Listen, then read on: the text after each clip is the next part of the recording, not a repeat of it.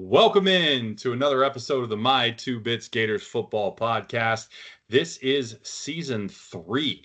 Unbelievably, season 3, episode 1, starting our third year. That is difficult to believe. I am one of your hosts, Ben, joined as always by your other host, Mr. Randy.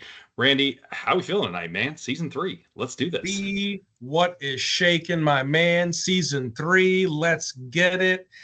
The fall season is upon us. Gator football is coming up soon. Happy to be back with you for another episode, my man. Absolutely. Pleasure as always. Really enjoy doing this. It's been a fun journey so far, and looking forward to what 2025 is going to bring. Hopefully, some exciting stuff. I think we've got a good show here to get into and talk about the 2025 season preview. As we started off our first season with the season preview, that is why this will begin our third season. So let's get into it. Let's get it cracking. We got plenty to get through. A lot to cover. So with that, as always, we'll start things off with our mission, our accuracy disclaimer, our vision, and our agenda. Our mission is to provide factual analysis of all things Florida Gator football. Our accuracy disclaimer is that our information will be accurate to the best of our possible ability. We will cite our sources whenever we use them, and all statistical data either comes from ESPN or stats.ncaa.org, and recruiting data comes from on3.com unless otherwise noted. Our vision is to have unfiltered conversation around the product on the field, as well as recruiting and overall coaching decisions. Our analysis will be based on review of film, and while we will express opinion, that opinion should always be based in some form of fact. We will also evaluate strategy and tactics and discuss our observation of player personnel decisions, as well as on-the-field execution. All right, so our agenda tonight, we will have a very brief recruiting update, as we recently did a very in-depth recruiting update in episode 58. So if you want to hear more about recruiting, go back to that and listen. But Randy will run down a little bit on our current recruiting state since then. We will then do an offensive position group review by group. We will then do a defensive position group review by group, then special teams as well. And in all of these, we'll kind of talk about whether we think it is a strength, a weakness, or if it's neutral as it compares to the team this year, as well as maybe citing some things from last year as well. We will then play our first episode of Keep It or Pitch It for 2025. Make our full season picks for the season for Keep It or Pitch It. And then we will also get into 3 picks for the game next week with LIU. Then we will have our 2025 season predictions to wrap things up, go through game by game, and pick wins and losses for the year. So with that, I will turn things over to Randy and get us started with a brief recruiting update. Awesome, B. Thanks, my man. All right. So, as B mentioned, big recruiting pod, episode number 58, plug number 2 for episode 58. Very detailed on recruiting, but I'll just give you a brief overview. At the time of episode 58, we were ranked number 10 in the nation. Now we've dropped down to number 12. Now, since then, we have added Davion Gross. And yes, he is Gross. Wide receiver out of where? Texas. Another wide receiver out of Texas. How about that? With a 94.24 overall, 4-star wide receiver. So that's the biggest update, as he committed on 8/11. But the main thing I wanted to say out of this is when you look at our recruiting, 53% of commits were in state. When we looked at that, back in episode 58, we were closer to 60%. The other thing is, from a blue chip standpoint, we're sitting about 66% of blue chip stars, right? Of the total roster, as far as commits, sorry. Right now, we stand at 74% blue chip. So interesting, right? Blue chip up, a little bit less in state, right? We're going out of state, Texas, no problem there, of course. But I think the main thing out of this class we're still missing is that elusive 5-star athlete. We're working on some. We know that, right? We'll see what happens with them. But either way, got a possible Texas flip in the fold potentially. Right. We'll see what happens there. We'll see. Exactly. And it's a flip from Texas, but the kid's actually from Florida, which is kind of weird to talk about. But yes. Anyway, moving right along. Can't win them all. But yes, so So yeah, thank you for that. Again, just a brief rundown. We typically go more in depth, but again, because we just did that recently, we didn't want to kind of spend a ton of time going through that. So with that, we are going to move right into our breakdown of offensive positioning by group. We do this every year, kind of break down each position room on each side of the ball, walk through it, give you the breakdown of who's going to play at each position, who we believe the starters will be if we don't already know. In some cases we do, in some cases we don't. But overall, we have a pretty good feel at this point in fall camp based on what we've seen and the intel coming out of there. And then we talk about whether or not we think it's going to be a strength, a weakness, or again, neutral. So, started off, quarterback. Pretty clear that this is a key position, not only for the offense, but pretty much the team as a whole. If there's a linchpin to Florida this year, it's going to be the quarterback position with none other than the one and only DJ Lagway. He is the straw that stirs the drink, to use an expression from a past life for me. He proved this time and time again last season. And even when he didn't play his best, I would make the argument that what we saw from the rest of the team is that they played better when he was the starter. And that's nothing against Graham. We know Mertz was a heck of a leader. A lot of the traits that Lagway has as leader, I believe he has either learned or grown from his time spent with Mr. Mertz. The guy was recruiting players to come here in Graham after he graduated. I mean, what a class act. Love the guy. We'll never say a bad word about him. But we saw evidence on film that this team played at a different level when DJ was the starter. Whatever the reason, whatever it was, it is what it is. And it all revolves around DJ staying healthy. We've discussed this at length. We discussed it a lot last pod. We absolutely feel it's possible for him to stay healthy this season, despite the offseason injury concerns. I do not think he is made of glass. I really don't. I think it's absolutely possible for him to stay healthy. So, having said that, I'm going to, of course, label this a strength, but it has an asterisk. We are not the same team without DJ. So if he is not able to play at some point this year, our ceiling lowers significantly, and this position group goes from being a strength to probably a weakness. It's the most significant drop-off we're going to see on the team if we lose our starter. So if he can't play, it will depend for how long and against who as to whether or not we can survive. It's incredibly important. There is no more important position. There is no player on this team that is more important. I know that's a lot of pressure. I know that's a lot of stake, but it is what it is. Call the spade the spade. We say it all the time. We're not going to sugarcoat it. We're not going to candy coat it. We're not going to make it try to feel better than it is. This season and its success hinges on Lagway's health and his ability to play up to the level that we feel he can play to. Both of those things. It's not just his health. I think both of those things are very possible, but all we can do is play the games and time will tell. What do you got for QB?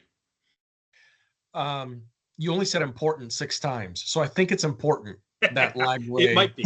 It might be a little important. It might be. It might be. No, good overall, B. I look at it this way. Let's face it. Last year, depth at the QB position we thought was good until Graham Cracker got crumbled at Tennessee. That was what it was. And so you look at the difference of DJ dealing with the hamstring at the terrible Everbank field, and therefore what did the depth chart look like? Well, you threw Aiden in there, right? So he's accustomed to going up against, Ivy League defenses, not SEC defenses, let's be honest. So I look at the shift from last year to this year, right? We got Harrison Bailey in again by way of Tennessee, UNLV, Louisville, Louisville, got that right. And then of course, Aiden's come back in a big way. So here's the thing. Bailey has the bigger arm. He's more proven in FBS play overall. We know that, right? But here's the thing about Aiden. We saw Aiden in orange and blue game. That is orange and blue. But outside of that, all the other reports have shown that Aiden really took last year and his lack of preparedness to heart. And that's what he worked on the most. The playbook, his arm, and training. Aiden looks completely different in practice than he did a year ago. Massive difference. We know Tremel Jones, right? The freshman out of Mandarin. Is he going to see playing time? More than likely not. We hope not, especially due to injury. But again, he's been surprising coaches with the arm. Clay Millen, we don't know what's going to happen with Clay. He's 4th on the depth chart. It is what it is. We'll see what happens. Fourth or a fifth. But at the end of the day, there's depth there that in layers, different layers and different facets that we didn't have last year. There's scar tissue that we have there that we didn't have last year, which brings me to the centerpiece, the focal point, the ultimate game changer, the X factor, DJ Lagway. We keep him healthy. We keep his jersey clean. And we give him, it's almost as what Graham did a couple of years ago. Graham came in, he was the field general. He did exactly what we needed him to do. If we can put DJ in successful situations with that arm, with the ability, but don't overexert and don't make him feel like he's in a position where he has to overexert or has to make the big play, the home run play. We need singles, we need doubles, we need triples. The occasional home run will do. That's what's going to be the difference there. And at the end of the day, QB still a strength for me, B. Yeah. I think when you have a top 5, top 10, whatever ranking you want to put on it, there seems to be a lot of variance out there, which is understandable, I guess, especially when you look at how unproven it is. But I think when you see that, you have to label this a strength when that's your starter and your guy that's projecting to play. So again, the talent drop off behind him, it is there. We know that. And I appreciate you spending the time talking about those guys behind him and how there has been some improvement in the offseason. And I think that's real for what it's worth. I don't think that the cliff we're going to fall off is going to be as steep. But make no mistake, it's still a cliff. It is a cliff. I will concur. Yeah, it is still a cliff. It just may not be quite as steep a cliff as what we were dealing with before. So I got no issues with calling it a strength, obviously, as we did. I think that's absolutely the truth when you have this much talent as your starter and the guy that's going to see the field the majority of the time. But ultimately, again, it becomes not a strength real fast if you lose him. So we'll see what happens. Hopefully we keep him clean, like you said. And to transition to that, what keeps your quarterback clean? Your O-line. So let's talk about this O-line. Again, we've detailed some of this in previous pods, but my oh my, this O-line. This is my pick for the best position group on offense, and frankly, as a team, on the team as a whole. I am so high on this unit. I don't really know if I have the right words to describe it. As we've documented, 4 returning starters with preseason All-American in Slaughter, preseason All-SEC and in Slaughter as well, of course, but also in left tackle Austin Barber. You have a strong duo of guards in Harris and George, and your new starter, I put parentheses around new starter because he started a couple games last year, right tackle Bryce Lovett, has experience, as I just mentioned. And to top all that off, we have proven depth, guys that have played and taken snaps for us with Caden Jones, Roger Kearney, and Devin Manuel. Probably Devin Manuel, assuming the legal troubles are not an issue. Behind those guys, we also have Fletcher Westfall and Jason Sandamella, guys that are likely to see the field at some point this year as well, who are highly touted recruits. There is really not a weakness in this room. I don't have a problem with one position group here or one player here. We have some freshmen that I don't think will really see the field, maybe very sparingly in certain situations. Those guys I wouldn't be as high on just because they haven't had the time to develop in the position. But everybody else I just mentioned is some form of upperclassman, whether it be true sophomore or higher. And they have had time to develop, to grow, to strengthen, right, so that they can play at an SEC level. This room is stacked. It's as stacked as I have felt, as good as I have felt about an offensive line at Florida in I really don't even know when. I know 2022's offensive line was pretty solid. This line is better, period. I don't have no questions, no qualms saying it. I know Osiris Torrance was a heck of a guard. That's true. He's probably better than everybody on this line. He is better than everybody on this line, except for maybe Slaughter, but obviously different position. But I still think he's probably better even than Slaughter. However, it was one guy. And then you had 4 other guys that were maybe okay, right? Maybe okay. And that line was pretty good. I'm telling you, we've got 4 guys that are solid, documented solid. Now you tell me how this line's going to be with another offseason, another strength training with Tyler Miles, who has proven to be a monster at getting these guys stronger and more prepared for these seasons. This line might end up being the best in the country.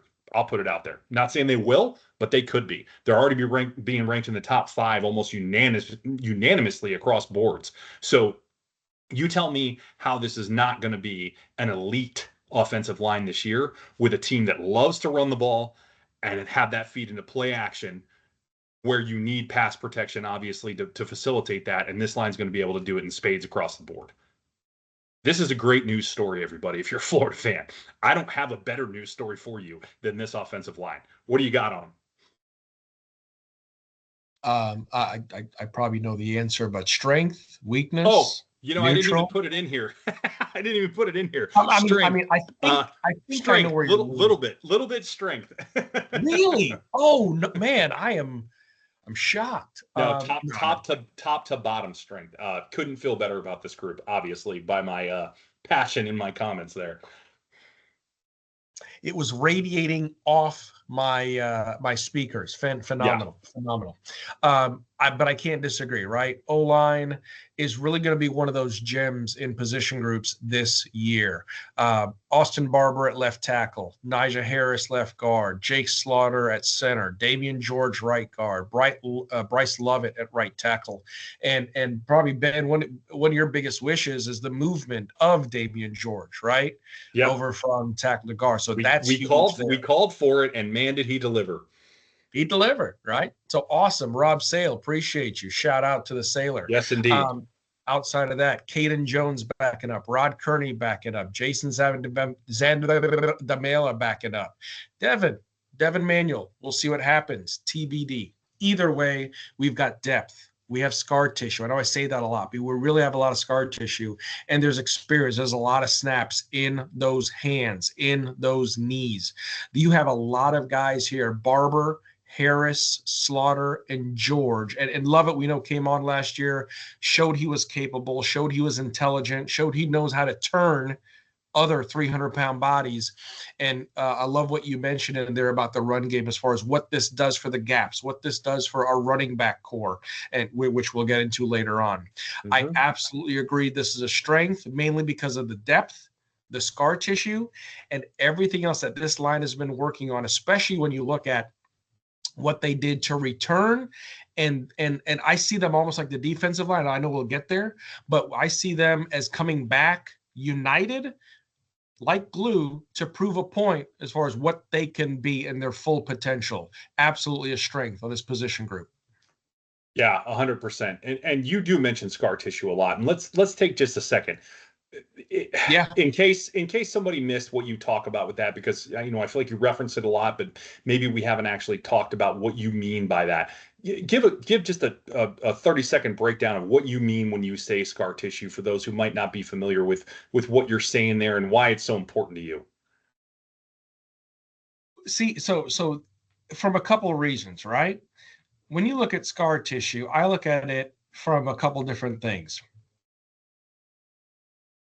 Scar tissue is important because it helps an area heal, right? It's a growth of tissue. So especially when I look at more particularly like me and my meniscus, right?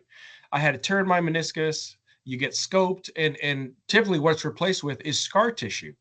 And when you look at that, it's the healing after an injury. So these guys, they've been beaten up, they've been pounced, they've been whatever the case might be. And over that time, it's just built up more fibrous tissue. So in their movements, in their muscle memory, in their brains from an intelligence standpoint.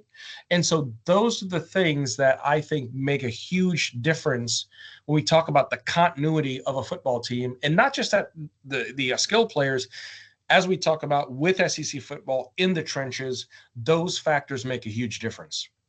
Absolutely. Great rundown. Thank you for clarifying that. I think it's important to call that out in terms of your perspective on that, because I agree with you. I think it really matters, and not even just at the individual player level, but also as a unit, as a team, as a group, right? Right. And I think we saw some of that, especially at the end of last year, and how they were able to kind of come together and be better because of some of what they went through, right? Your shared experiences help you grow, right? And I think we saw that. So moving along, next position, as we referenced, running back. one ties into the next, right? Complementary football, as Billy would like to say. So, Hey, running back. So we have Run the Ball and we have Jack Cheese. And for those that don't know, that would be Jaden Ball and Jacoby Jackson are your starters. With what looks like, we're still having a little debate on the third string, but looks like Katie Daniels is going to be your third string for right now because of the injury to Treon Webb. Unfortunate injury to him. And all three were impressive last season, right? We got to see all three of these guys. And despite less carries for KD, they all had an impressive yards for carry average. Obviously, Baugh and Jacoby, as we documented in previous pods, had an excellent yards after contact average to go along with their strong yards per carry average. And then we add in Duke Clark, the freshman, who had a very solid spring game, looked very good, very explosive. And once again, you have a room that is absolutely stacked with talent. And I'm leaving a couple guys out because they're probably not going to see the field. I know there are more. But even if Treon Webb doesn't come back, this is still a loaded room. On another note, this room has not gotten near the offseason love they deserve, in my opinion. Not even close. I'm not seeing even, I understand it's a split back system with Jacoby and Baugh, so it's possible that that could be part of the reason why they're not getting any love on any preseason lists, but they're not making either one of these guys, and Baugh really should be making a single preseason list. I mean, not even third team SEC AP, coaches, media, nothing. They're not on a single list as even a third team all SEC preseason. That's an insult. I can promise you Jaden Baugh is an all SEC running back on certainly the third team, and he might even be second team worthy. Maybe not first team because of the fact that he's going to split some time for sure, and I get that. But trust me, come the end of the season, I think you're going to be very, very pleasantly surprised if you're not already aware about how Mr. Jaden Baugh can run the ball. So, having said that, I'm not trying to take away from Jacoby either. Jackson is an outstanding running back. Again, both of these guys are going to pair so well. They're going to keep legs fresh because they are going to split time. It's going to be fun to watch. This team is going to run the ball. I'm going to go ahead and say, as well as Napier's been able to run the ball since he's been here, he loves to do that. It's part of his offense. I know Florida fans may not be crazy about that, but again, if we go back to, for this thing to work the way Napier wants it to work, and the way it can actually work as well as it possibly can, despite our issues, despite our concerns, for this thing to work as well as it possibly can work, and meaning that for Florida to have as much success as they can in the current system, not talking about deviating from it, but in the current system that we are in with Napier calling plays, it is crucial, absolutely crucial, that we run the ball effectively. So when you have an outstanding offensive line and you have really good running backs, it makes it easier to run the ball effectively. Don't be surprised if that doesn't lead to a more effective offense when you're able to do that in this particular system. This is a strength, hands down, no question. Very strong room, one of the best on offense, right up there with the O-line. I'm all in for it. Can't wait to see it. Watch out for the running backs this year. They're going to put up some numbers. What do you got? Yeah, couldn't agree more. And that, as far as what you were referencing, with regards to the number 3 spot, Treon Webb, in case those of you do not know, he underwent surgery for a ruptured right hamstring, right? So again, he could return in 4 to 6 weeks, could return. If he does, great. If not, no disrespect to Webb. I hope he recovers quickly, gets his strength back, all that good stuff. But I don't think he's going to be necessary in this group because of the degree that we have. Jaden, Jacoby, it's a law firm, it's a podcast, whatever the case might be. Baugh and Jack Cheese, these two were quite the tandem last season, okay? So last season, Baugh, 673 yards, 8 touchdowns, 7 rushing touchdowns, okay? Jackson, 509 yards, 7 scores. Yep. These two guys, I would not be surprised if we had a pair of 800-yard running backs this fall. They're going to get the ball. They're going to see those lanes. And like you said, to complement the offensive line, they're going to create those gaps. They are going to not only help this offense and some of the flaws that we've discussed before with Napier's plan, but again, it is a run first offense. It's going to open up so many different things when you have these guys here. And like I've mentioned in the past, you've got to keep defenses, especially secondaries, on their heels. I have felt like over the past few years, secondaries have been on their toes, waiting for us. This fall, hopefully we can keep them on their heels. Outside of that, you've got KD Daniels. Again, flashes of light. Okay. And then we'll see what happens with the true freshmen, Duke Clark, Chad Gasper. If they need to be rotated in, if they're going to get some time and get a couple of carries, maybe in garbage time, whatever the case might be. But either way, it's Jaden and Jacoby's show. And I think they're going to do just fine as a great 1-2 punch. When I look at this room, even with Treyon Hurt, I still call it FWP, right? First world problems. With a room like that, phenomenal. We have the depth, we have the experience, and maybe they're taking on that identity of Napier a little bit when it comes to the culture, when it comes to the hope and the belief and all those other things behind the scenes. Because if I were Jaden especially, massive chip on my shoulder. Oh, you're gonna leave me off this list? Okay, I'll show you. Remember, back in high school, I played on both sides of the football. Okay, I love hitting just as much as I love delivering a hit. Right.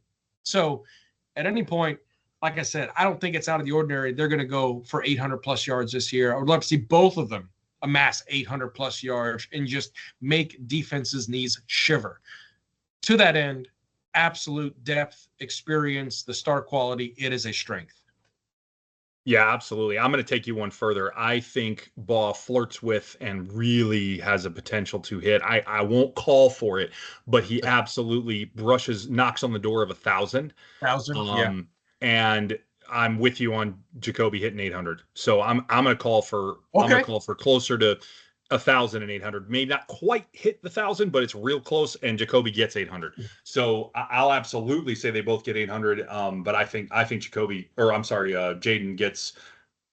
I won't say he gets the K, but I mean it's 950 plus. He's right there. He's right there. Come on, Teddy KGB. Very aggressive.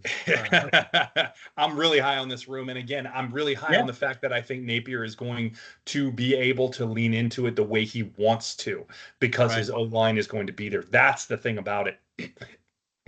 Excuse me. All right. Next up, wide receiver. Ew. So I may surprise you with my take here. I will leave it at that. So, yeah, we'll go from there. The talent at this receiver room is without question. There is really no question when you look at it. It's the best Napier has had. I will say it is the best Napier's had since he's been in Gainesville from a talent standpoint. You have multiple 4- and 5-star recruits on the roster. Again, depending on the service you look at, I don't care. I'm calling Dallas Wilson a 5-star. I'm going to tell you Trey's a 5-star because he got upgraded to it. Jermichael Sturdivant was a 4-star. Mizell was a 4-star. VB3 is a 5-star. Again, yes, on some he's a 4-star. I don't care. They're 5 stars. Yes, I'm maybe picking and choosing different services, whatever. If they were 5-star on ones, good enough for me. So multiple 4 and 5 stars on this roster, as I mentioned. Immensely deep room. Your likely starters are Trey Wilson, Jermichael Sturdivant, and I believe Aiden Mizell, but it depends on Dallas Wilson's health. We found out yesterday he will be back for game 1. I don't know that he will be starting game 1 because of the injury. It's hard to say. And I don't know how, as the season goes along, what plays out. Does Dallas become a starter? He looks good enough to start as a freshman, which is pretty mind-blowing, but the kid is next level. If he doesn't start, he will have opportunities, and certainly Mizell will as well. VB3, of course, for Neil Brown III will definitely see time, especially with all the buzz around him at camp. And Nashawn Montgomery, who has been debatably, from what I'm hearing, the best hands at camp. Phenomenal hands on this kid. He catches everything. And he can also obviously run, another 4-star. All these guys, I think, have potential to see the field significantly during the season. And this is why I want to see more than just 2 or 3 wide receiver sets. But we'll get what we can. Hopefully it's more 3 than 2, and we'll go from there. We'll talk more about that later. However, we do not have the experience at this position that we do with other groups on the roster.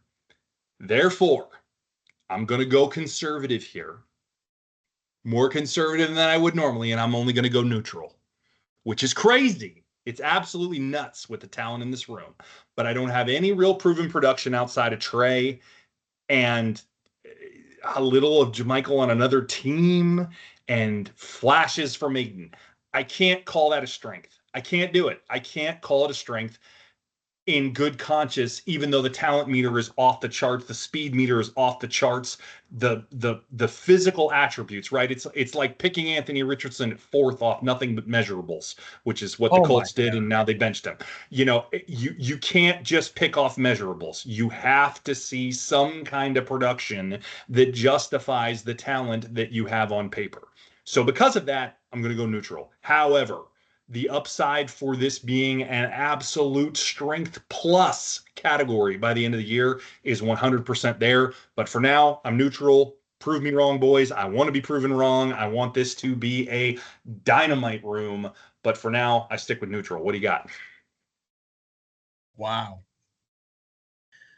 Okay. I'm jazzed up tonight. Can you tell? Yeah. No, it's good. It's good because I actually have a similar take, oddly enough. Interesting. But I have a different terminology for it, and I'll get there. All right. So Trey, again, for those of you who don't know, he had off-season hip surgery, but that was a congenial deal, right? It was a genetic deal. It wasn't. Yep. It was lingering, and it was what it was. He should be back to full strength. JaMychal Sturdivant, we'll see what he's got to offer. He's got size, he's got length, he's got reach, he's got a circle, he's got range. Aiden Mizell, wiry, toothpick thick, right? So those wiry. Exactly, right? Good hands, speed. And then we've got Vernell Brown III. We've got Tank Hawkins. We've got Nashawn Montgomery. Dallas Wilson, he'll be back for LIU. Will he be at 80%, 70%, whatever the case might be? Doesn't matter. It's funny, when you look at JaMychal and Dallas next to each other, very similar from a size and range factor. But I tell you what, Dallas Wilson just absolutely awed at the orange and blue game and has continued to awe in camp. Cannot wait to see him take the field. Now, having that been said, talent, yes, jumps off the charts. B, I can't disagree with you. Probably the most talented wide receiver room Napier has had that we've seen, not just Napier, but here at University of Florida in a number of years. Depth, not as much. Okay. The depth I worry about as far as those reps, the amount of time that they've had on the field. Trey, we know the talent, right? But at the end of the day, look at how much time he got on the field last year prior to injury. Okay. Yep. JaMychal Sturdivant, West Coast, UCLA, completely different system. I know he goes from one Jordan school to the other Jordan school, but that's about the only similarity. Okay. You're wrong. Right. So it is what it is there. Aiden, love Aiden. Great kid, great speed, great body type, but he's got to stay healthy. Okay. Tank, lightning quick, got to stay healthy. Vernell, okay, twitchy. We'll see what happens. Look, isn't it interesting? We've got Vernell Brown III, Trey Wilson III. We have a Trey Wilson. We have a Dallas Wilson. We have Wilsons and thirds all over the place. Unreal.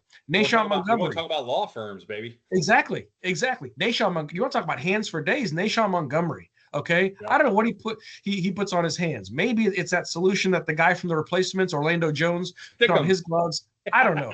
Exactly. I want to say that's now two, for those that didn't know the wiry reference, that is two Replacements references in this segment. I love it. Exactly. Well done.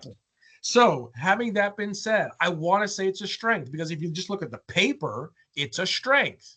But I worry about depth. I worry about the reps, the time. We actually talked about this regarding DJ being down and the amount of time he got with those receivers, right?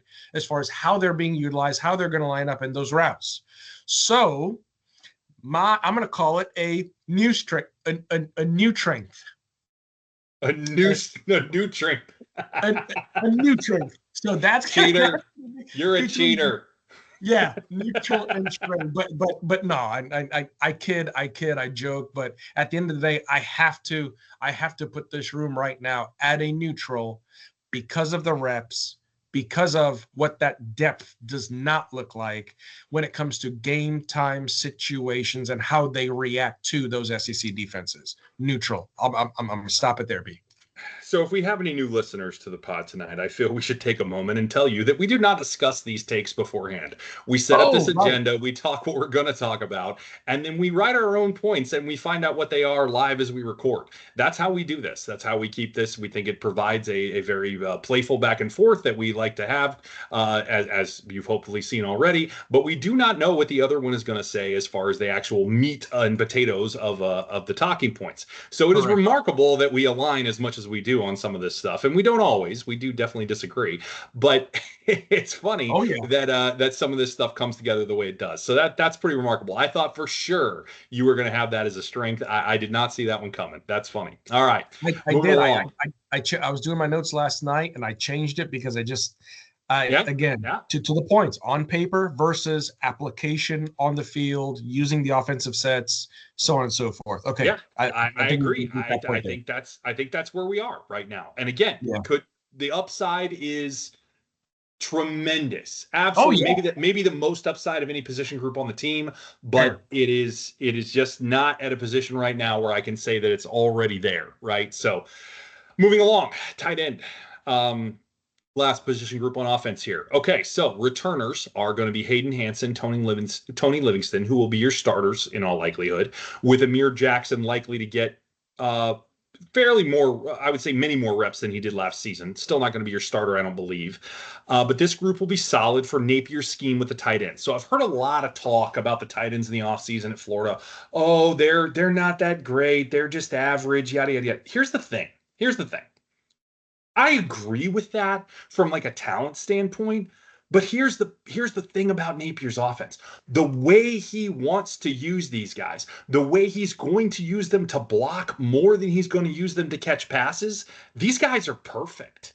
Now, not Amir. Amir is not shy to block, but he is definitely more your pass catching guy. So I would like to see him involved more in the pass game, absolutely no question.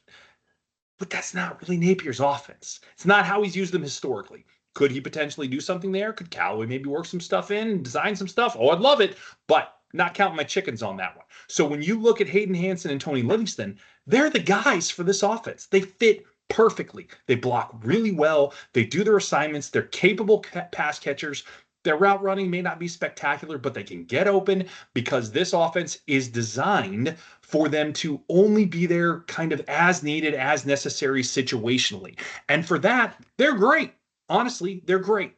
They block first, they catch when needed, and whether we like it or not, that's what these guys can do, will do, and that's what they need to do for this scheme to run the way Napier wants it to run. Period. So, having said that, there's nothing here that jumps off the page, but there is experience and there is depth in terms of what we need it to do. I'm neutral on it. It does what it's supposed to do, and it does it the right way. It's not a weakness. There's nothing here that stands out as a strength, so it's neutral. What do you got? Very interesting. Okay. So to that end, I've got Hayden and Tony Livingston at starter, then Amir Jackson coming in. And the main thing I look at there, oddly enough, is I look at Tony Livingston, right? 6'4.5" or 6'5", 264. Hayden Hansen, 6'7", almost 6'8", 271. Yeah. Right, yeah, he's pushing 6'8" for sure. Right, but look at Amir, 6'4", 232. So to your point regarding blocking and things like that, I spot on agree with that. And everything else I've heard, they do their job. They're going to be fine to implement with what Napier wants to implement. We understand that. And so at the end of the day, I mean, I get it. We lost Boardingham to the portal. We lost Keon Zipperer to graduation, Jonathan Odom, Dante Zanders. Again, these guys, no disrespect to Arliss. Arliss was a really good talent. Arliss could catch the football, but Arliss, let's be honest, did not want to block as much. So there's the portal. It is what it is. No and by did not want to block as much, you mean he was a turnstile at multiple different points on the line last season. My goodness, that guy on film was not great at multiple different times. We'll leave it at that. Counsel has brought up the point. I rest my case, Your Honor. So outside of that, believe it or not, no joke, I have that position group as neutral. Yeah, I'm not surprised. I think it's a very neutral type room. no fireworks, no flash, but they're going to do their job, No, which is good. right. And honestly, again, it's what they need to do. And if and when we get to a point with this offense where they start doing more things like, say, San Francisco does with it, because this is a very loose air quotes here, Shanahan style offense, very loose air quotes there. Right. But predicated on the run game, vertical passing, those are the base level concepts of this offense. But they use the tight end a lot better, right? And if you got kind of a George Kittle type, player out there, and you actually used him in those kind of ways, then we'd have a different story. We don't have that.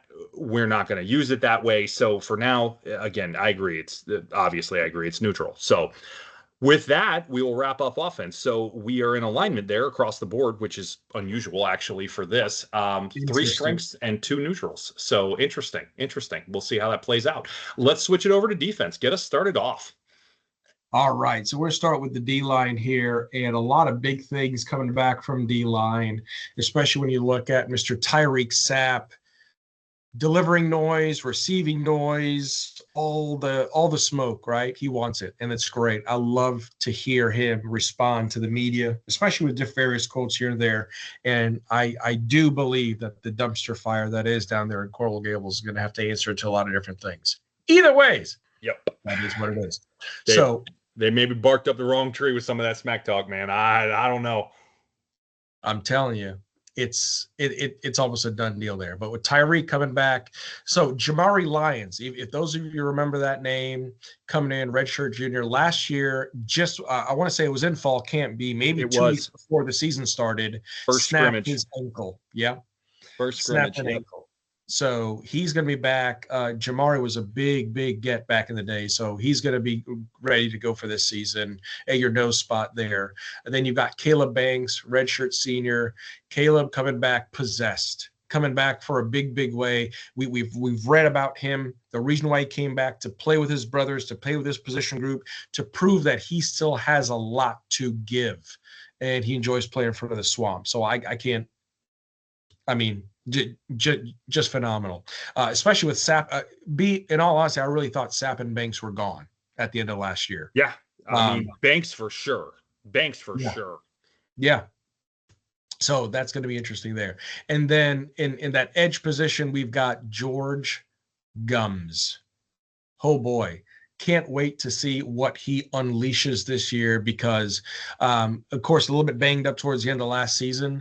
But as far as what he was able to do coming in as a transfer, came into the transfer portal, what a get, what an absolute pickup. And this is what I think is really going to be important this year with this D-line. Just like the O-line, we have scar tissue. We have a lot of snaps between Sapp. But okay, Sapp, redshirt senior. Banks, redshirt senior. Lyons, again, he was injured last year, I know, redshirt junior. And then George Gums, redshirt senior. A lot of snaps, a lot of scar tissue, a lot of experience. That alone, the depth of that outside of getting to, which I'm sure you'll get to, but Cameron James backing up. Mekhi Barrow backing up. DeAndre Robinson backing up. Brian Taylor backing up. Okay, you've got a junior, sophomore backing up. Then LJ McCray at that edge position backing up as well.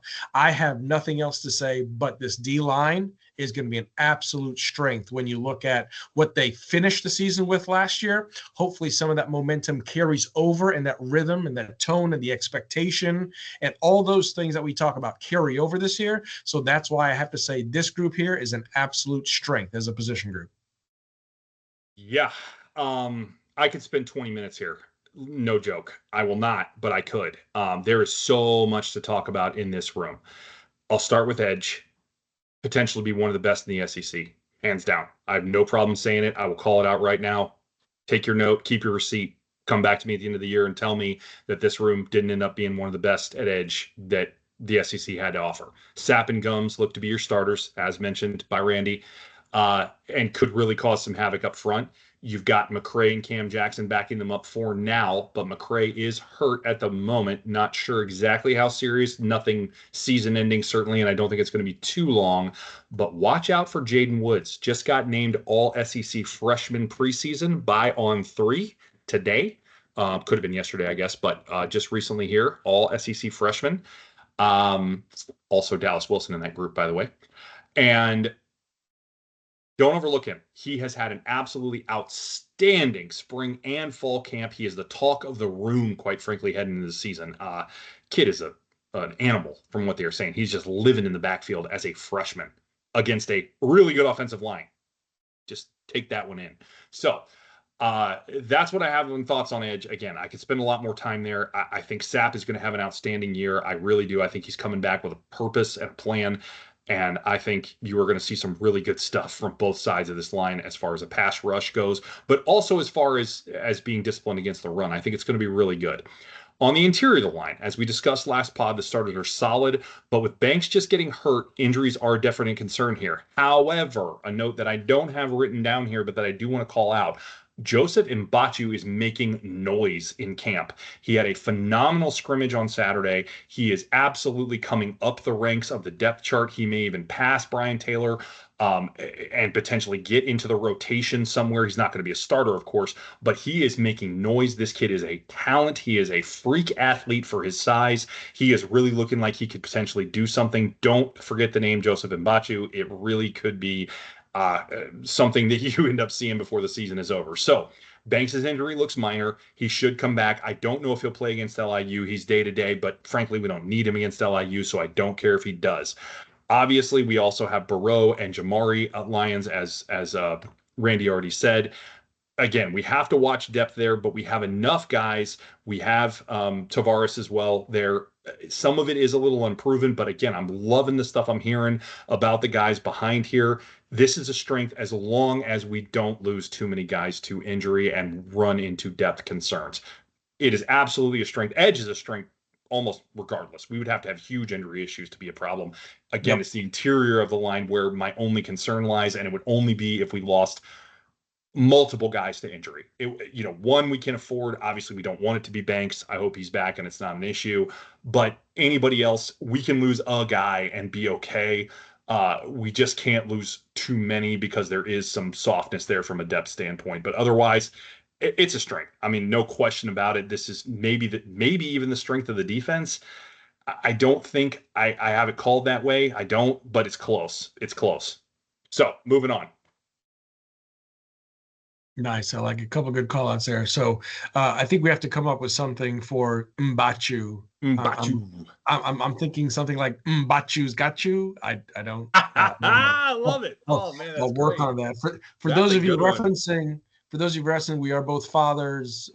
So we have got a dad joke or 2 or 10 up the old sleeve. So yes, indeed. We'll just go from there. But no, great call outs there, especially on Woods. That's true. He's made some noise, and Mbachu's made some noise. So that's the thing, right? I'm wondering if the IB, the injury bug, were to catch us, got some recovery time there, like you mentioned with Banks, he'll be fine. But outside of that, will that interior hold together? And I would believe with the noise that's being made, it will be. But either way, nonetheless, like you said, edge strength and the overall line of strength there. Okay, next up, let's go to the line backing position. All right, so let's talk about Grayson Howard. Let's talk about Miles Graham. And Miles Graham, boy, I tell you what, looks absolutely phenomenal. And then we've got back it up there, Mr. Jaden Robinson and Aaron Childs. Very, very interesting room. I think, Ben, when you look at our conversations over the linebackers dating back, this has been an interesting position because looking at the secondary, looking at this defense, the whole bend, don't break philosophy of Roberts and things like that, a very, very important position on this team. Yep. We've got scar tissue between Grayson and Graham, even though Graham's a sophomore, Grayson's a sophomore. Aaron Childs, a true freshman, but Aaron has proved to be improving leaps and bounds. So outside of that, when you look at this group here, a lot of unique things coming with the group. But to that end, I'll just summarize for me, compared to what it looked like last year and some of the injuries, and this year, the scar tissue, the growth, things like that, I would have had it at a neutral, but I'm going to move it to a strength. I changed it last night. I'm going to move it to a strength. What do you have at linebacker, B? Interesting. So I'm actually highest on this room on anything on the defensive side of the ball, believe it or not. Okay. We effectively have 4 starting SEC caliber linebackers in the room. I don't care who starts. I really don't. It can be Graham, Howard, Robinson, Childs. I don't care. Pick 2, go. We're good. They are all outstanding. Childs is the one who had the least time on the field last season. However, he absolutely just crushed it in the first fall scrimmage. They're talking about him as being an outstanding pass rusher. He had an interception in the last scrimmage. All these guys can tackle. All these guys can hit the right gap for the run blocking. They know where to go. They know how to play. They're smart. They have great on the field inline to inline speed or sideline to sideline speed, and they can all cover, which is amazing because that seemed to be just an absolute bane of our existence at linebacker for so long. Graham is probably the best coverage guy. Howard Pup is maybe a little suspect in coverage, but he's not awful by any stretch of the imagination. He's not, all the love in the world, but he ain't Ventrell Miller out there trying to cover a tight end. So ultimately, all of them are going to get good field time. And I'm good with it. And I think we could actually see some serious dominance from UF at this position. I know it doesn't have quite the experience of some of the other positions of D-line or anything else, but I am so high on the talent in this room. I read an article today from the Miami Herald that was an absolute joke. They rated this position as a C+ and the worst position group on the entire football team. You are out of your mind. I don't know who wrote the article. I don't remember it, but you are flat wrong, and you clearly don't know how to do your research because there is no chance that this is the worst position group on this team, not in a million years. So again, bring the smoke, Miami. We'll see how good these linebackers are when we go down there and smoke you with them because they are absolutely outstanding. This is a strength hands down. No question in my mind. I don't even want to hear a thing about it. Come the end of the year, you will have an all SEC guy on this, if not maybe more than one, making one of the first, second, or third team. Period. Move it along. Tell me how you really feel. Okay, fine. Here I am oscillating on, neutral to strength, wondering about the snaps that, and hopefully Miles is healthy. His lower back should be healthy. He had the lower back injury surgery, right? Robinson was banged up. And so therefore it's like, okay, what's going to happen? You've got Pup coming back. Okay, fine. I said strength. I think we're good though. Everything I'm hearing as far as injury goes, I think they're all healthy. So I think we're fine. If there were a health concern, I guess I would get that, but I don't think there is. I think everybody's good. Pup came back to full practice about a week ago, so I think we're good to go. All I'm saying is I didn't write the Miami Herald article. Don't yell at me. It's fine. Okay, calm down. Calmate. Okay, moving on to quarterback. Your starters got Mr. Devin Moore and Dijon Johnson. And here's the thing. Cormani Boulders for Shoulders McLean, right there. This guy has made the most improvement out of camp when you look at the physical ability as well as the physical stature, what he's been able to do from a muscle standpoint. Again, thank you, Tyler Miles. He's put it on. He looks amazing, but also I think the biggest thing with Cormani, if you look at him one-on-one, everyone can say from a one-on-one lockdown position, no problem. You put it in a different scheme other than that, we got a problem. We saw it last year. That's fine. Yep. It is what it is. Much better. But either way, your starters, Devin Moore, Dijon Johnson, and then at the star position, you've got Sharif Denson. So here is my take on this room. Tough room. This room is really going to make or break what happens with the defense this year. I really feel like that, especially when you look at what we've talked about before as far as the bend don't break. Well, here's the thing. My take on the sense of if you look at what's happened in the past with 3rd and 17 or 3rd and long or 3rd and 28 and 4th and 21, you give up a big play, something comes across the middle, and the next thing you know, holy smokes, all that work we've done to get off the field, oh yeah, we're not off the field. The defense still has to continue to stop. This position here, as long as it's going to take away a lot of those longer passes and a lot of the crossing routes to help that second half of the field, this is going to be crucial. Now, of course, we know what we lost last year in Jason I can talk really, Jason Marshall. My other worry here, Devin Moore. Will Devin Moore stay healthy. At this point, with all the injuries he's had, I feel like he's a $6 million man, okay, although he's not Lee Majors. So how is he going to come back this year? Has he worked on his body? What have they done with him from a conditioning perspective and Tyler Miles' perspective? I don't know. Cormani, we'll see what happens as far as his physical ability is there. But in the actual overall scheme and how he fits in and how he covers, to be determined. So that's why in this particular position group right here, I have as a neutral. What do you have, B? Interesting. All right. So, yeah, Devin Moore got the prosthetic arm that they thought went to DJ. So, yeah, for those that get that joke about what he said at media days. Wow. So, wow. The starters in this group are as good or better than last year's team. I'm actually going to go ahead and say that. I think Devin Moore is actually a better cover corner than Jason Marshall was, or can be a better cover corner than he was. And this is his contract year, as we talked about with Jason Marshall last season, right? This is the year where he goes and gets his NFL contract based on his play. And either Cormani or Dejon Johnson will start opposite of him.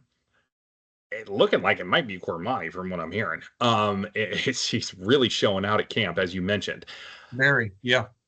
Then behind, obviously, you have Dejon, assuming it is Cormani or vice versa, whichever. And then the freshman Ben Hanks could absolutely see the field, along with potentially Jameer Grimsley, depending on how health pans out and depth needs and so on and so forth. If we look at star, Aaron Gates is back to full practice, which is huge.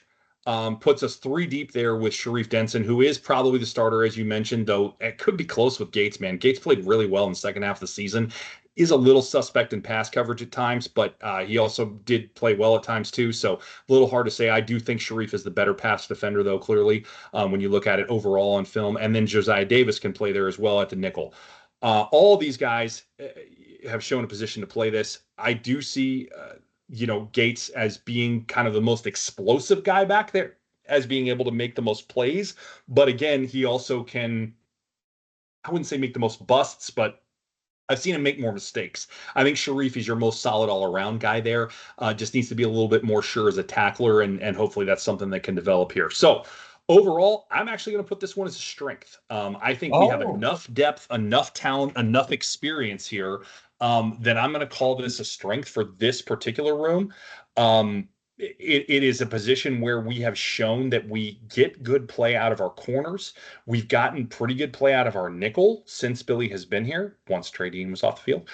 And I think I'm willing to say that these guys have been pretty good in terms of what I've seen from them from a coverage standpoint. Be interested to see how they get coached differently now that Darren Wilson is the coach versus position coach Will Harris, right? Will Harris. Yes, thank you. Just went out of my head. Since he went down south to Miami, we'll take care of that vengeance as well. Going to be a lot of revenge in that game. A lot of revenge. It's going to be just a lot of anger. But ultimately, I do have it as a strength.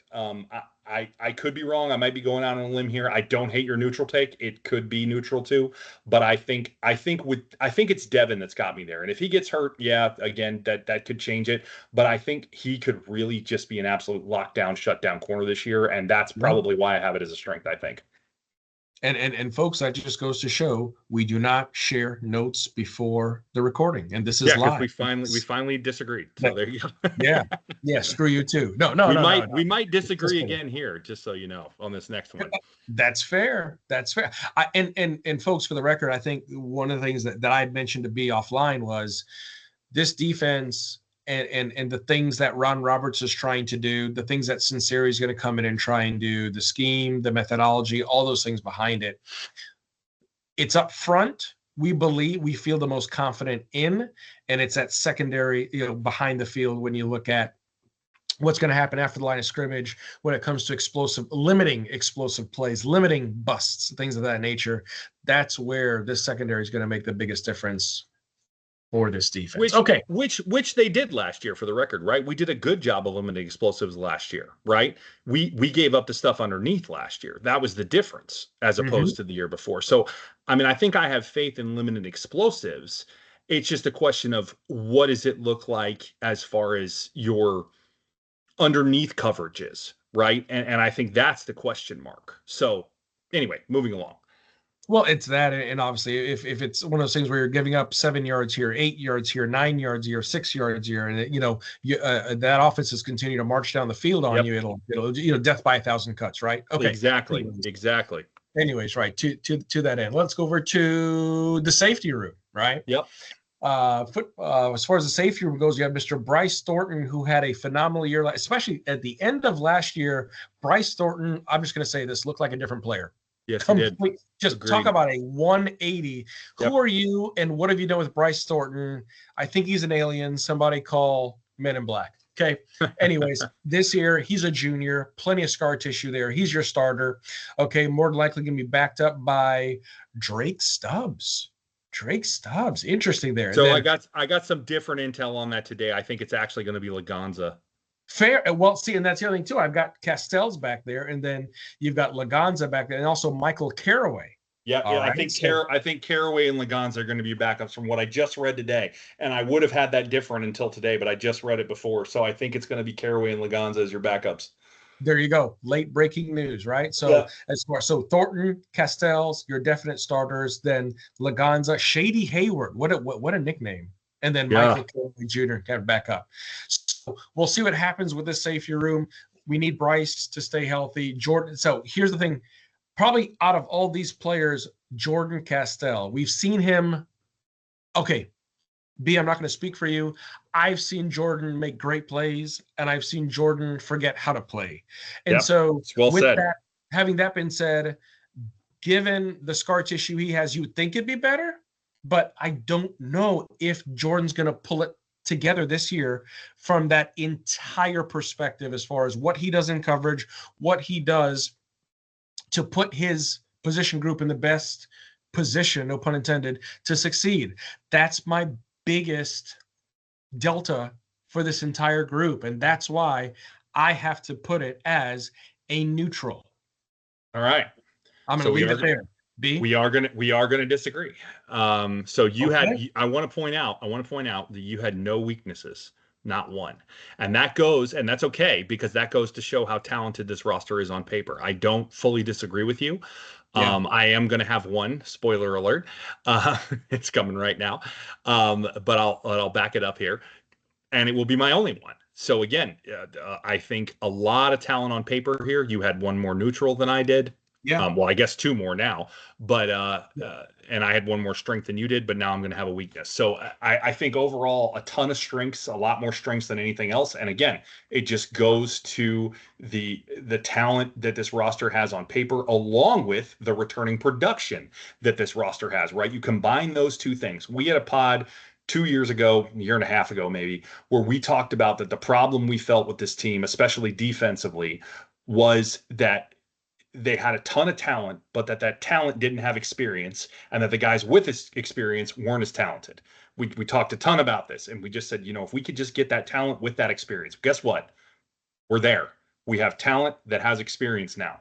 It's exciting. It's exciting times. So let me break down the safety room here. Castell and Thornton should be your starters, as you mentioned, and should show improvement. Now, to your point, Thornton was on point at the end of last year, and Castell was much better at the end of last year. Last few games, last 2-3 games, Castell was much better. Sure. Boy, he wasn't better to start the year, but he was better the last 2 or 3 games. I like the move in the fall to move Caraway over to free safety. He was going to be a corner. They moved him over. We need more depth here. I like it. It's a good move for both depth and experience, right? It's a good thing to do, because otherwise you're going to be backing up these guys with 2 true freshmen, talented, but 2 true freshmen. Don't love that at safety. It's not the best thing to do, right? We played we played Castell and Thornton as freshmen at one time. Didn't always work out that well. Right. So probably a good move to move Caraway over and get him at free safety. I think that's smart. Right.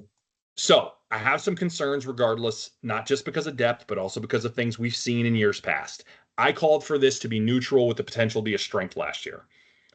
With Sinceri as the new position coach, I have hope that this is a neutral, or even maybe improves some from year to year and could even be a strength. I don't know about that, but maybe. I'm pushing it there. I'm pushing it. But with two returning starters, and they're in their third year each, it could be, but I'm not going to call for it. I got to see proof. This room, above all, has got to prove it to me because this has been a weak position for Florida for like a decade now. I mean, it's been bad. Honestly, it's been bad for a long time. It's been a really long time since we've had especially two good safeties.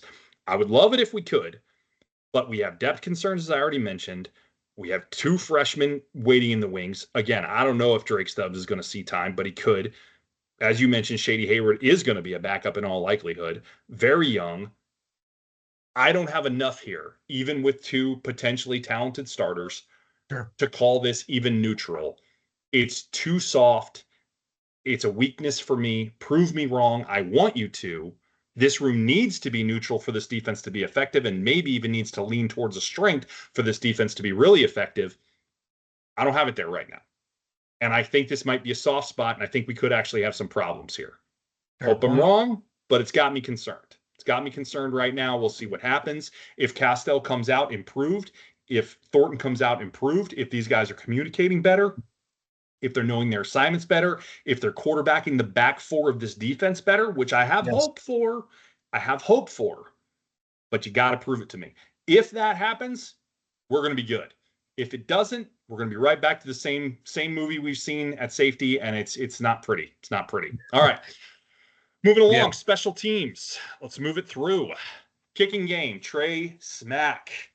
Trey, smack that kick. I'm looking forward to seeing Trey kick one more year for us here. He showed improved accuracy the last two seasons. Last year, he was 85.7% on field goals, along with increased range. He had a long of 55 yards. You might remember that kick was pretty awesome. I believe it was against LSU.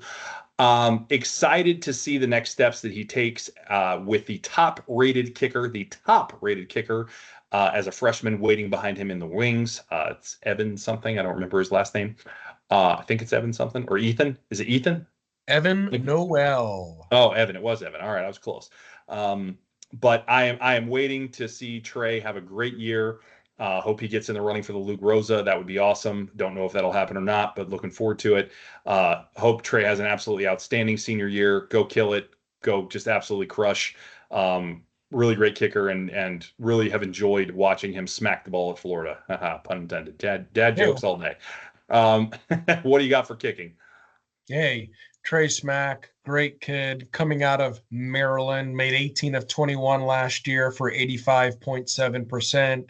Solid, top 10 in the nation, and not to mention 44 for 44 extra points. Yeah, good point. Almost automatic.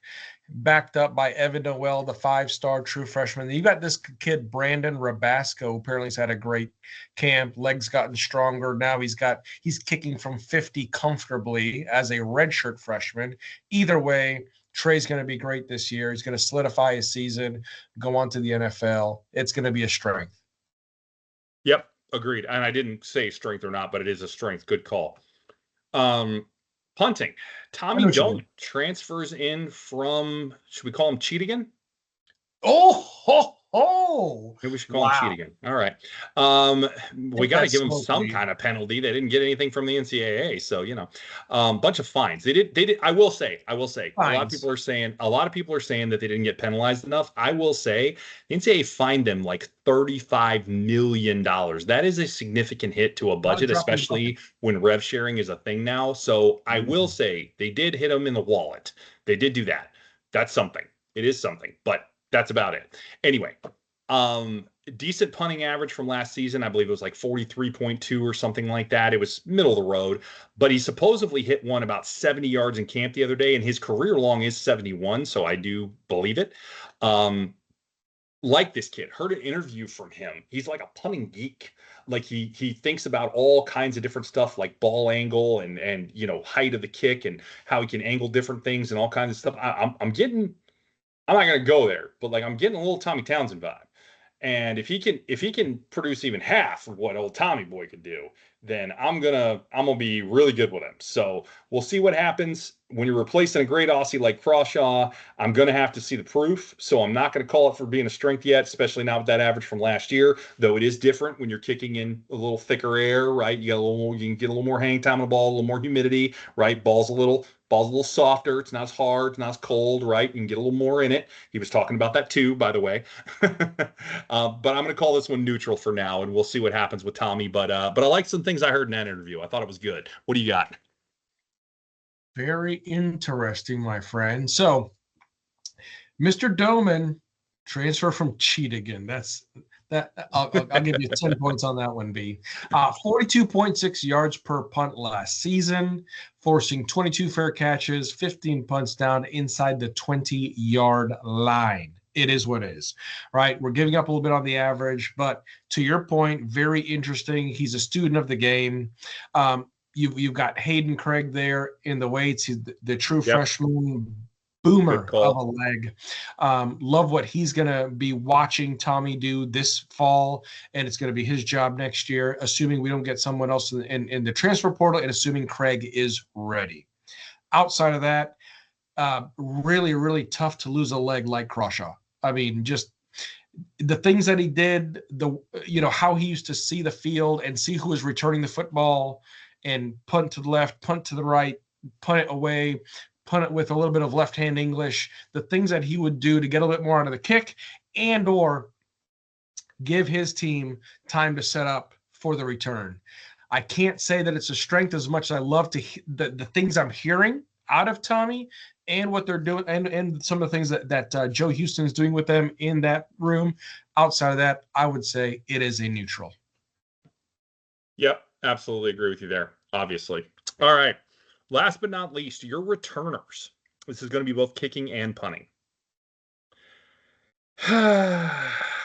this friggin' position. Boy, that's a big sigh. It is, man, because this just frustrates me. Because the potential here is through the roof, right? We have so much talent and so many guys that are so shifty and quick and have all this speed all over the place. We got reports of 12 different guys in camp being worked out for the position for both kickoffs and punts. However, the staff does need to be smart and pick not only the right guy for decision making, but also one that can still be explosive, right? Don't give me the guy who just always makes the right call about the fair catch or the not fair catch or, the best hands or whatever. Like those things are really important, right? I don't, especially the hands. I don't want muffed punts. I don't. Or kickoffs. But if he makes a wrong decision 1 out of 10, but he's 10 times more explosive than the guy who doesn't make the wrong decision. Put the 1 out of 10 guy out there, please. Like, prove to me that you can make a right call to put an explosive playmaker out there, even if he makes a bad call every once in a while. Like, come on. Let's capitalize on some of the tools that we have in this return game. Prove to me you can do that, Joe. Prove to me you can do that. I'm referring to Joe Houston, who is a special teams coordinator, by the way. It's neutral until it's proved otherwise. The potential is for this to be a strength plus because of the potential we have on this team for guys that can do this and effectively. But again, I understand that there's more to it than just shiftiness, quickness, and ability to hit holes and cut and everything else, right? Not everybody's Brandon James and has the ability to read the field and catch the ball every time as well. I get that. But there's got to be somebody that we have back there that can make the right decision about that stuff, again, most of the time, and still be shifty and quick. Now, they didn't do a terrible job with DK last year, so I'll give them a little bit of credit there in terms of picking him. It surprised me, but then it turned out to be a pretty good pick. But get Jaden Ball off the kick return team. I don't want him out there. I don't want him potentially getting hurt doing that. And frankly, he's not he doesn't have breakaway speed he is shifty, but it's just not the right guy for that. Let's mix this thing up. Put TJ Abrams back there or something. Come on. Give me a guy who's got breakaway speed that can hit a hole and go. I don't know, man. It frustrates me because I think we can be better than we are there. So neutral for me, and I'll get off my soapbox. What do you got?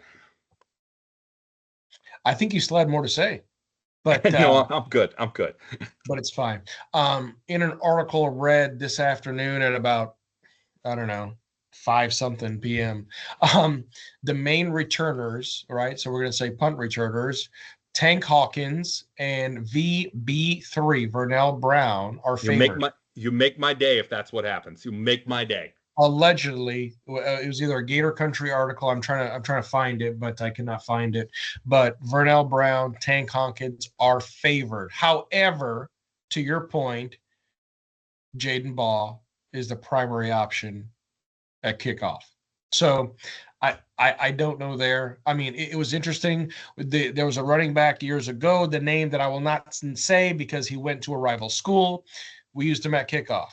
It was what it was. I'm not sure if that's just a thing that we do with this coaching staff, but to that end, you've got it as a neutral. I've got it as a strength. I consider a strength because of the FWPs we talked about earlier, the first world problems, especially looking at the wide receiver core, looking at the running back room, things like that, because of the amount of skill that's there, the amount of talent that's there, the amount of speed that's there, quite frankly. Yeah. I can see why you're putting as a neutral, right? We want to get the right guy out there, not just right from a decision standpoint. Hey, should I fair catch this? Hey, should I go left? Should I go right? I'm surveying the field, but also, let's face it, man, speed kills. And so get the guy with the wheels in there, drop it in gear, and go. So, but I do have it as a strength, and I see why you would put it as a neutral. No problem. Yeah, and I didn't have that intel on Hawkins and VB3, and that does make me feel better about punts anyway. But the Jaden Ball thing is just, I don't get it. I don't get it. I will say you get a lot more punt returns than you do kick returns, right? So that is something, and I do like that. I do like that on punts. That would be great if that's who we're dealing with. I'd love that, actually. Those would be my picks, really. Those would be the guys I'd pick for that. So that's awesome. So we'll see what happens there. And to that end, we will get to that topic here in just a moment as we go through and play Keep It or Pitch It. Hey, so, for those who might be new to listening or haven't listened to us since last season, Keep It or Pitch is a little game we play. We play it every week during the season for the individual games we play the next week, but we also play it during our season preview for items we want to pick for the 2025 season. So here we go. Let's get into it. Keep It or Pitch It. We will make 5 different statements for the season, and then we will then make our picks as to whether or not the Gators will or won't. Sometimes it's an over-under, whatever the case might be. Whether we like the statement or don't, we will keep it or we will pitch it. So with that, let's get things started. Number 1, the Gators will have a kick or punt return for a touchdown. We did this one last year. We brought it back because we really would like to see that. We both said they would last year. They didn't. So Gators will have a kick or punt return for a TD, keep it or pitch it for 2025. Go, Randy. What do you got? I can spend some time talking about this, but we've talked about it a good bit. Houston will not have a problem this season. Joe Houston, right? Houston, we do not have a problem.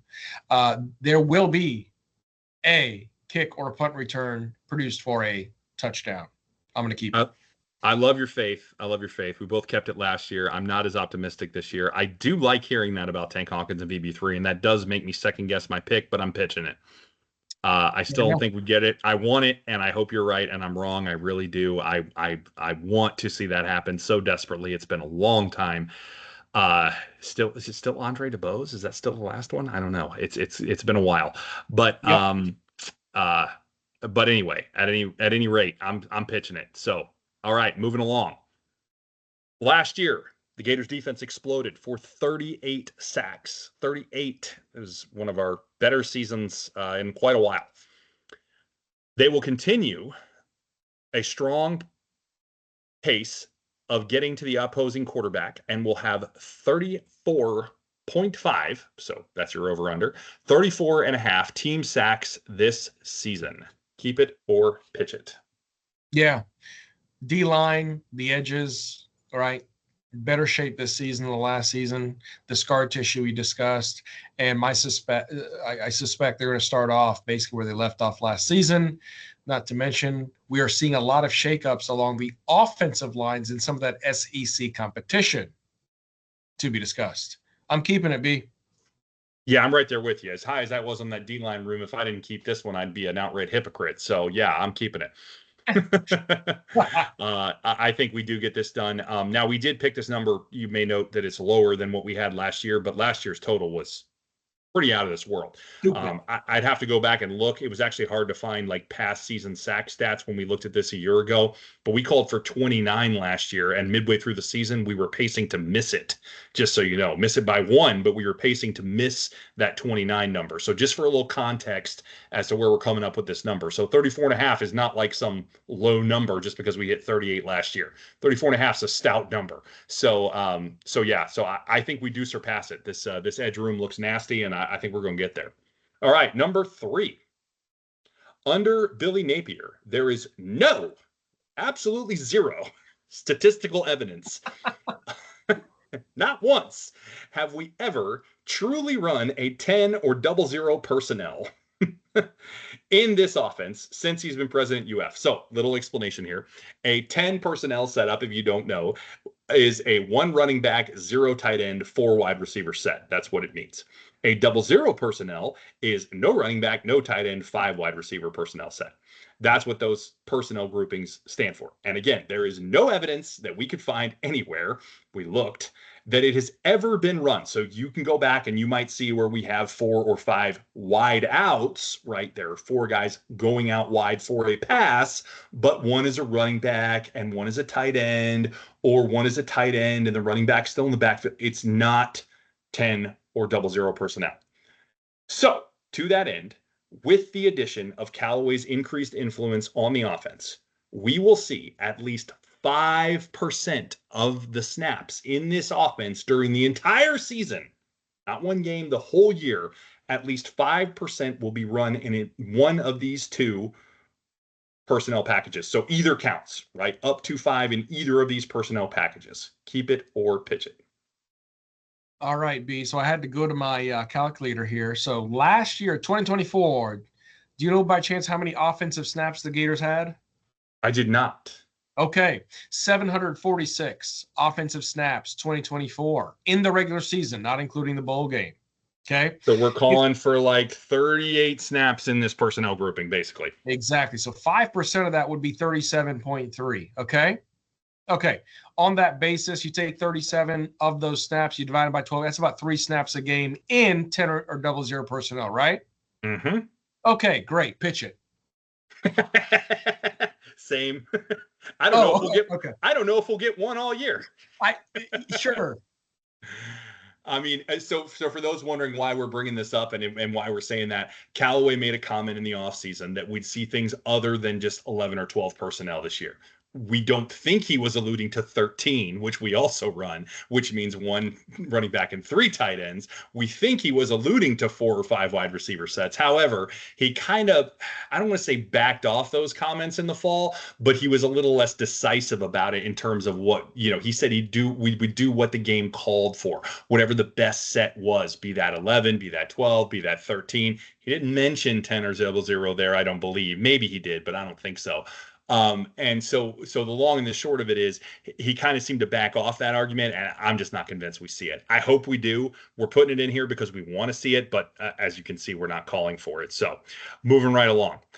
So we're aligned on all but 1 so far. All right, here we go. The 2 that we always do every year for this, we make picks about what we think the offensive and defensive efficiency is going to be as it relates to scoring. Offense first. The Gators offense will be a top 30 unit. So this, I should pause for a second. We did a pod a few back. I don't remember the number. I apologize, but we talked about what the efficiencies needed to be in order for Florida to have success, like real success in 2025, and what those numbers needed to look like overall. And we said we either need to be a top 30 unit offensively or defensively. Actually, I think we said top 40 offensively and top 30 defensive, but we just made it top 30 across the board for the purposes of this pod. So we need to be a top 30 unit, or the Gators offense will be, a top 30 unit by 2024 averages and score at least 33 points a game. That would have made us top 30 last season, 33 points a game. For reference, we scored 28.3 last year. Again, a little bit of a weird year, half Mertz, half Lagway kind of. Also a game with Aiden in there where we didn't score hardly anything, right? A little bit of a messed up year. First 3 games were terrible, then we got better, right? Hard to really pinpoint that, but 28.3, it was tied for 64th is what we did last year. So we need to be at 33 points a game or better. keep it or pitch it that we will hit that number. Yeah, as good as the offense is and the weapons we have, we have equally as tough defenses to maneuver in the SEC, right?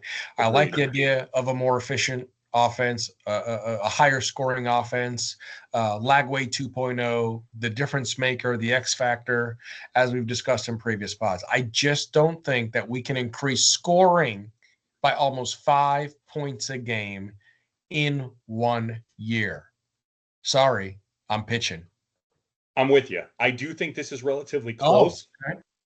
I'm pitching as well. I do think it's relatively close.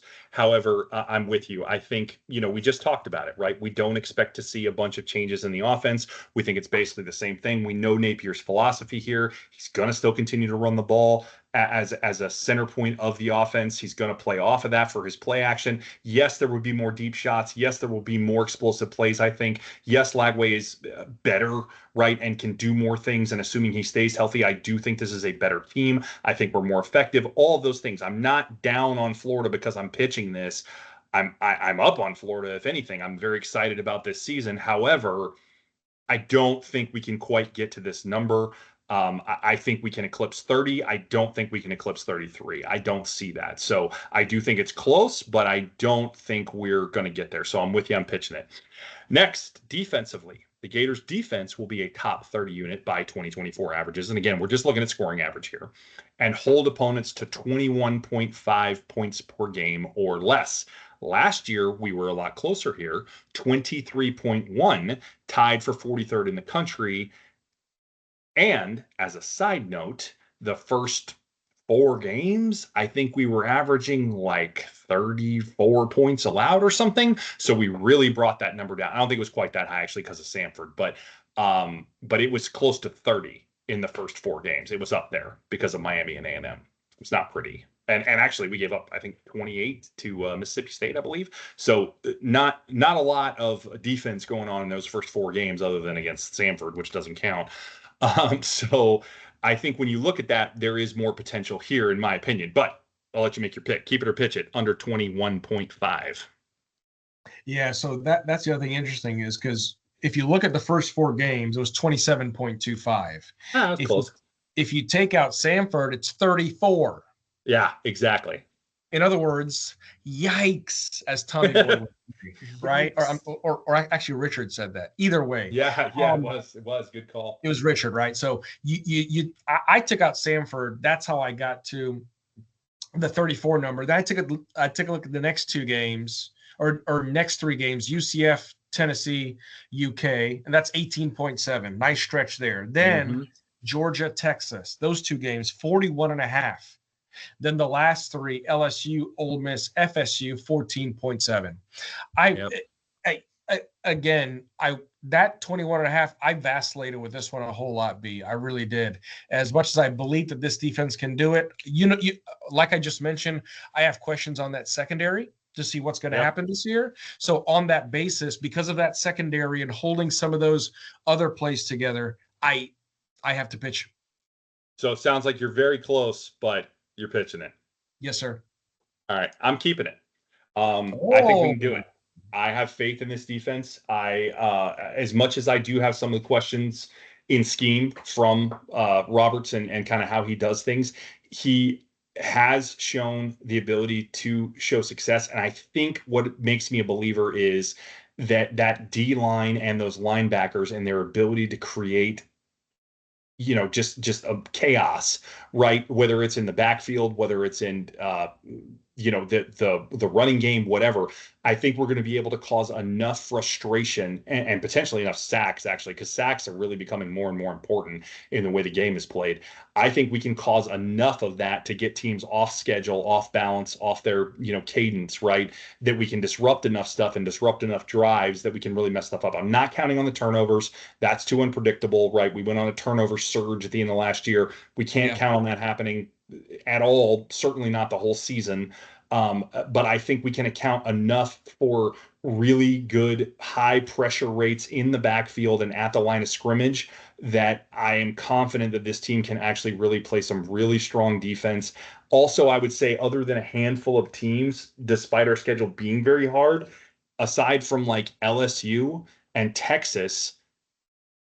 And of course, Ole Miss once we get there. But like, other than that, show me teams on our schedule that are outstanding offensively. I'm kind of out right there.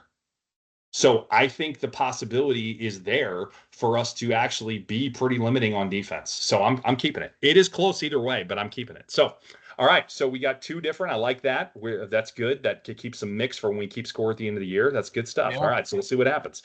We'll come back to those. We will revisit those in our second bye-week pod mid-season, and we will take a look. So from there, we are now going to pick some stuff for LIU. So obviously, LIU, for those that don't know, is a FCS opponent, what used to be called Division II. This is not a team that is going to give Florida any kind of competition. So we just had fun with these picks. We didn't go look at LIU and say, okay, what kind of team is this? And, what kind of stats are they putting up last year? And stuff we would do typically for Keep It or Pitch It to try to make these picks somewhat relevant to the game. We didn't do any of that.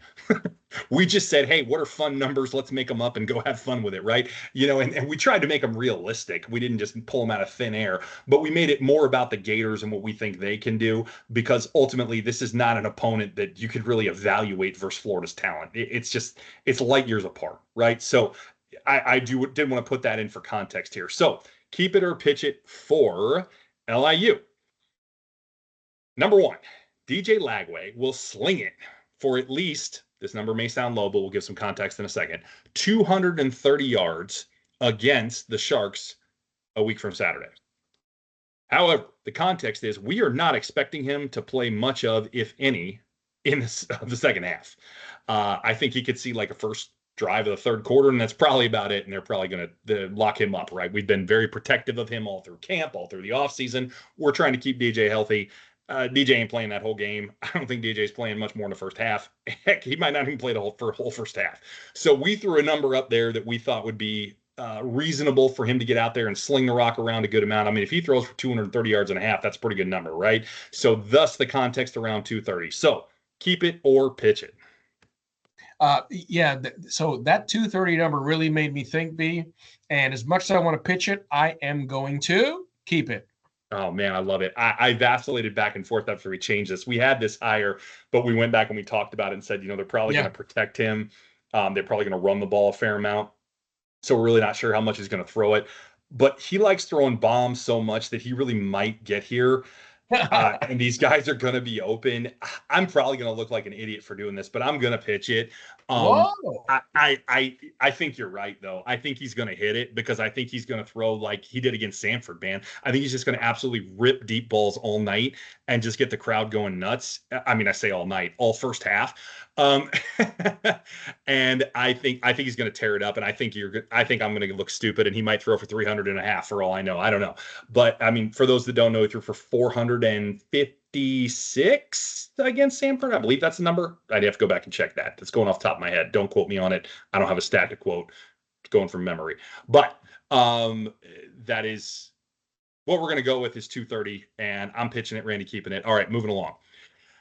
The Gators will defend the waters of the swamp and give up no more than 210 yards against the Sharks a week from Saturday. Fins down. Fins down, everybody. Just so we're clear. This is not an Ole Miss party here with fins up. It is fins down. Keep it or pitch it. Man, again, close number. Just for reference, in 2024, the LIU Sharks averaged 334.8 yards of offense per game.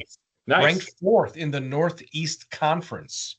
For the record, we're going to keep it low, but I don't think we get them under 210. I think it's probably going to be closer to 220, 230, what DJ is going to pass for in the first half at least. So on that basis, I'm going to pitch it. I love it when we disagree on these. I am keeping this. I think we are shut down here. I think we are absolutely locking them down. Even when the second team guys come in, I don't think they're moving the ball. I think we absolutely take the soul out of this team, and they may not hit 200, but I get 210, so we'll see what happens. But this will be a close number for the record. I think we've got this number pretty well pegged. We'll see what happens, but yeah, I'm going keep it. So all right. Last but not least, this one's not a fun one. I'm not going to lie. This is just one I'm really hoping to see. UF will have sharp execution for those that have been watching Florida football under Billy Napier, this hasn't been a thing.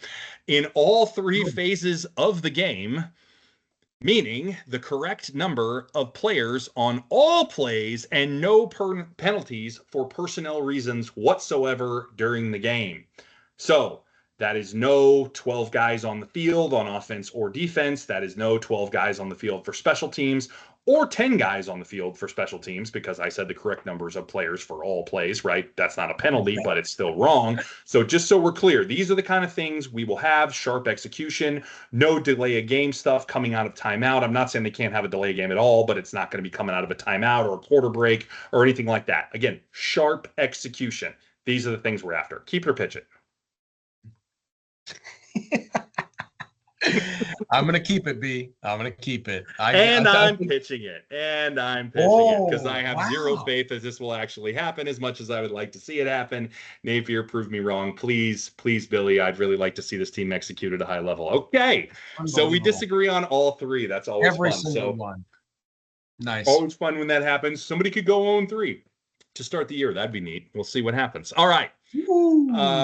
Last point before we get to our season picks here. So one thing we started last year that we really enjoyed and that actually proved out to be shockingly accurate, I'll get to that in a second, is the Sims results from the EA Sports NCAA. It was then 25. This year, of course, it's 26. Last year, I ran Sims for every game that we played, including the bowl, and they were right every single time in terms of picking a winner, actually, even though we didn't use it to pick a winner. They were right every single time when I ran 10 games, with the exception of Tennessee, which if you watch the Tennessee game, Florida should have won. And NCAA called for us to win that game. So it's very interesting. Remarkably accurate. So we'll see what happens this year. Still not going to use them to pick games, still not doing anything like that. But when you run 10 Sims, and by the way, you have to pick a different team than Florida for your favorite team, or it biases the results, we figured out. But 10-0 is what we went against the Sharks. Not surprisingly, did not lose at all. And they were actually just a bunch of blowouts, as you also might expect. The average points Florida scored was 53.1, and the average margin of victory was 46.4. So we're expected to win by a lot. I don't know what the line's going to be on this game. I don't know if there will be a line for points, but 46.4 is what the game's predicting. So will we break 50 in this game since DJ won't play more than 2.5 quarters at max? I kind of doubt it. Maybe, just maybe we'll get over 50. I don't know. It'll be interesting to see how accurate that ends up being. Again, this game, the game did not predict DJ getting pulled early. It had him playing the whole game. So you have to kind of factor that into these results. But interesting that it was not only a 50-point margin of average scoring, but a 46-point margin of average victory. I'm not sure which one ends up being more accurate or if either do. Normally what we would do with these throughout the season is kind of pick what we think is kind of like the key takeaway stat that I saw from this and see if it comes to fruition in the game or something that kind of points to a win or points to a loss when we see it in the Sims. I didn't do any of that for this game because, again, this is just a one-sided affair as evidenced by these numbers. But I just wanted to call those two out because I found them interesting. So we'll see if either one of them is close. Be something cool to look at when we go through here. But I don't think there's any question that we're winning this game. Obviously, kind of goes without saying. And yeah, we'll keep track going forward this year, though, because if 26 is as accurate as 25, we may have to start paying attention to these sim results. It's pretty interesting. So. All right. With that, let's get on to our 2025 season predictions. So we're going to go through here game by game and predict wins and losses. We'll each make a pick. We'll alternate by game. But before we do that, I want to have a little discussion. I want to ask you a question. I think there's two different ways. Yeah, I think there's two different ways to look at this schedule. And I think both are relevant. And in a way, both are valid. But I think the point that I want to try to make here is, one way of looking at it probably is too high on the spectrum. One is probably too low. And I think we need to find a middle ground. So my question is this, or my questions are this. First, if we were a different team, if we were Georgia or Texas or Alabama, I know that's sacrilegious, but bear with me here. Let's just call it Georgia. And we had that talent and that roster and that coaching staff and everything else. But we had this schedule, the schedule that Florida plays.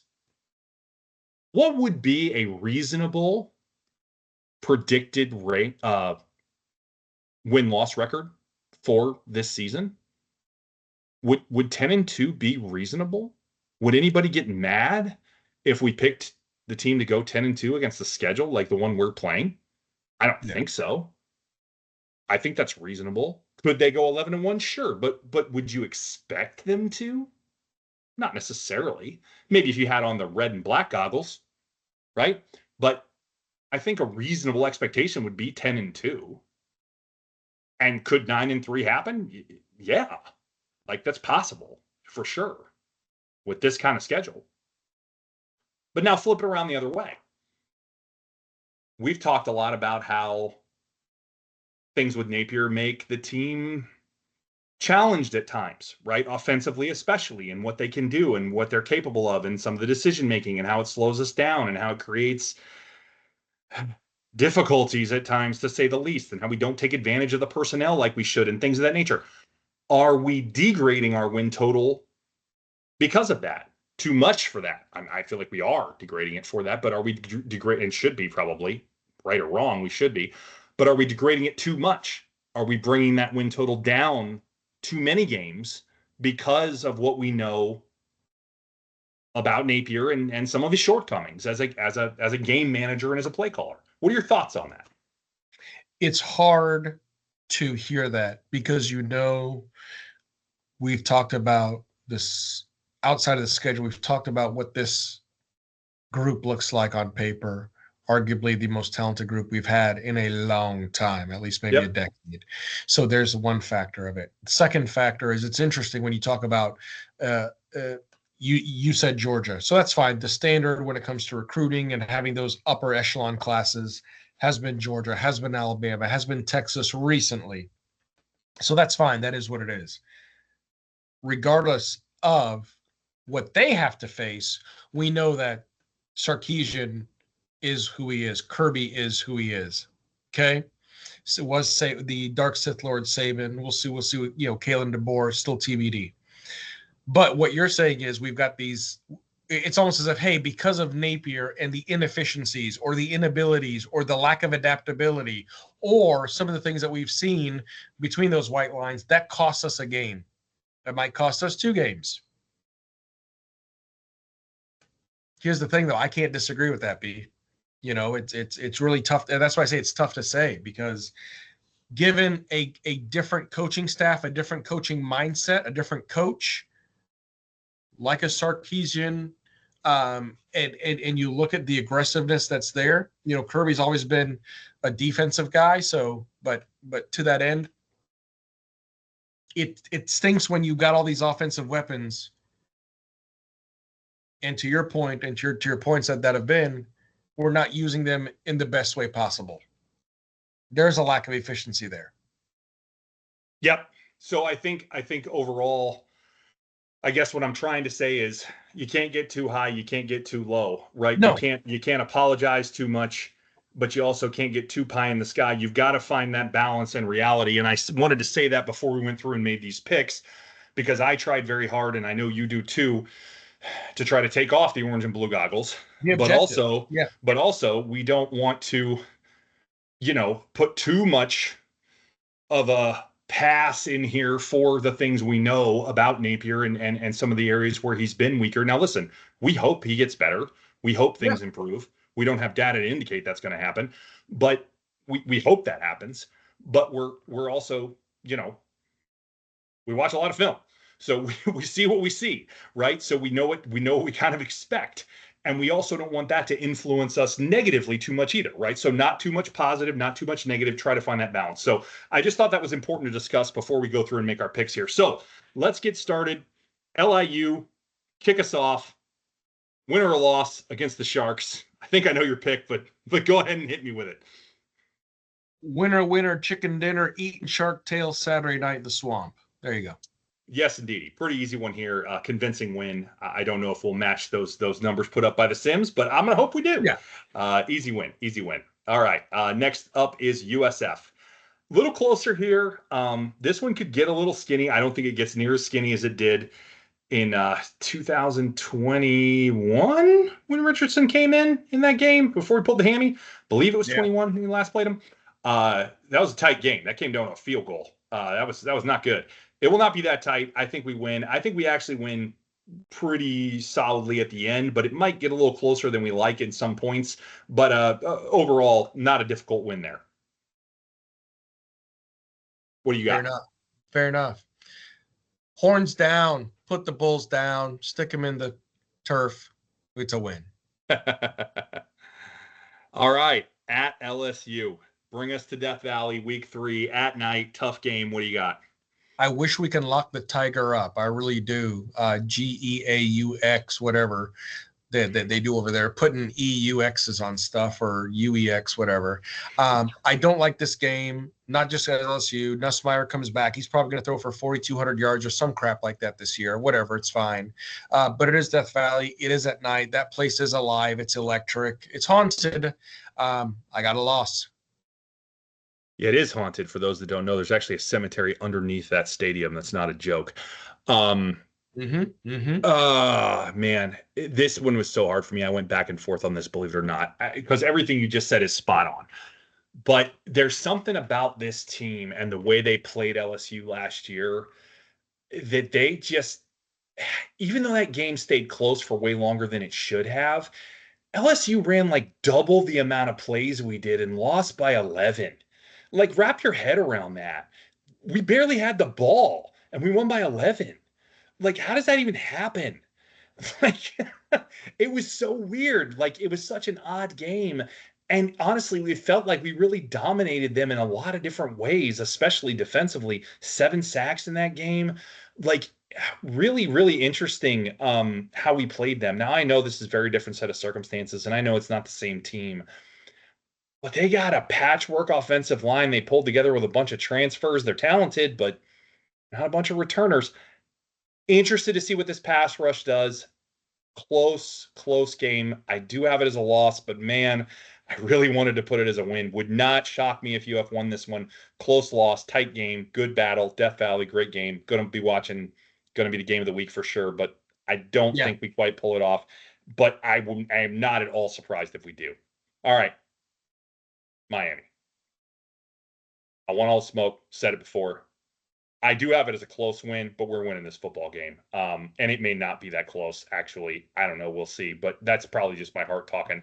I do think this team is talented enough that they will keep it close with us. But I don't think this defense can hang with what we can do offensively. They're still a unit that is not that strong defensively, despite what they looked like last year against us. I think it's going to be a different story this year with Lagway and with the weapons we have at receiver and with our O-line actually intact. That D-line, they do have a good D-line, but they're not going to be able to tear us up like they did last year. I have this as a dub, a close dub, but it's a dub on the road at Miami.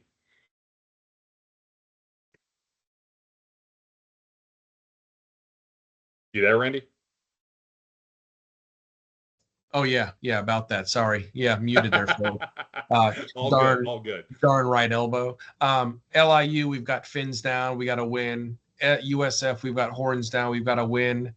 LSU, we've got a loss because we can't tame the Tiger. At Miami, I'm going to say the Hurricanes are going to hit super freezing cold water. That's a win. I like it. Then, of course, we have a bye week.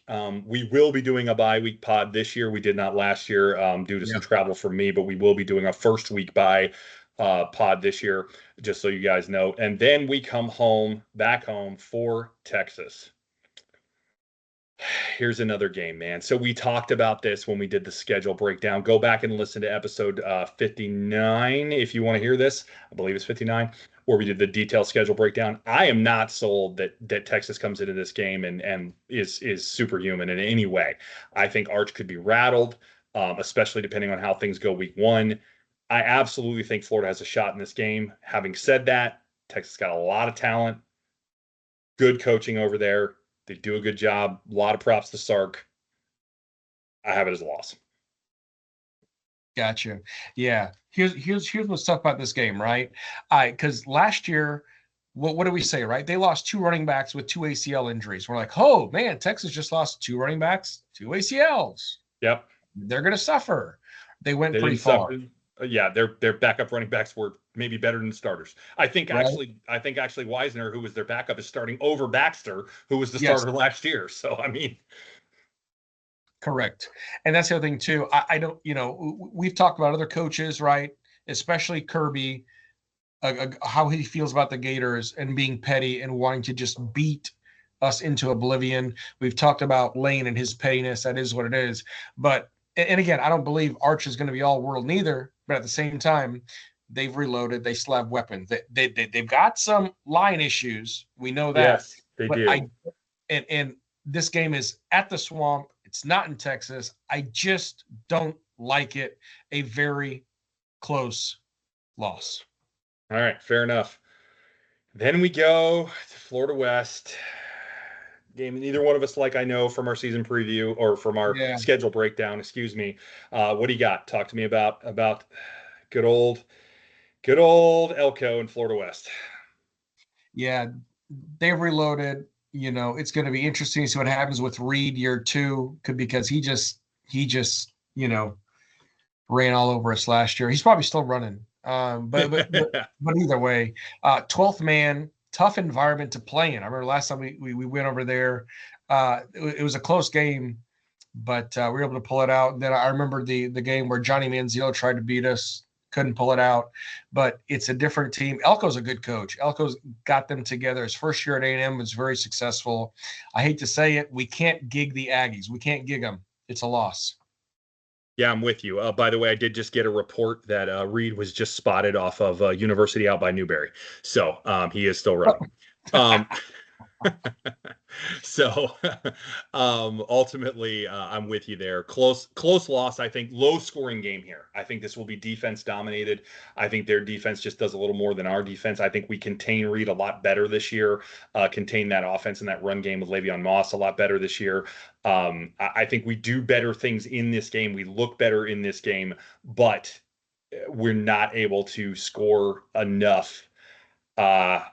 Close loss, but I don't have this one as a W. So for those scoring at home, that puts us 3-3 through the first 6 of the season. But again, those 4 games, I mean, at LSU, at Miami, Texas at home, at A&M, or excuse me, Florida West, that is brutal. That is an absolutely brutal stretch, and we are both in alignment there that we are going to go 1-3 through those.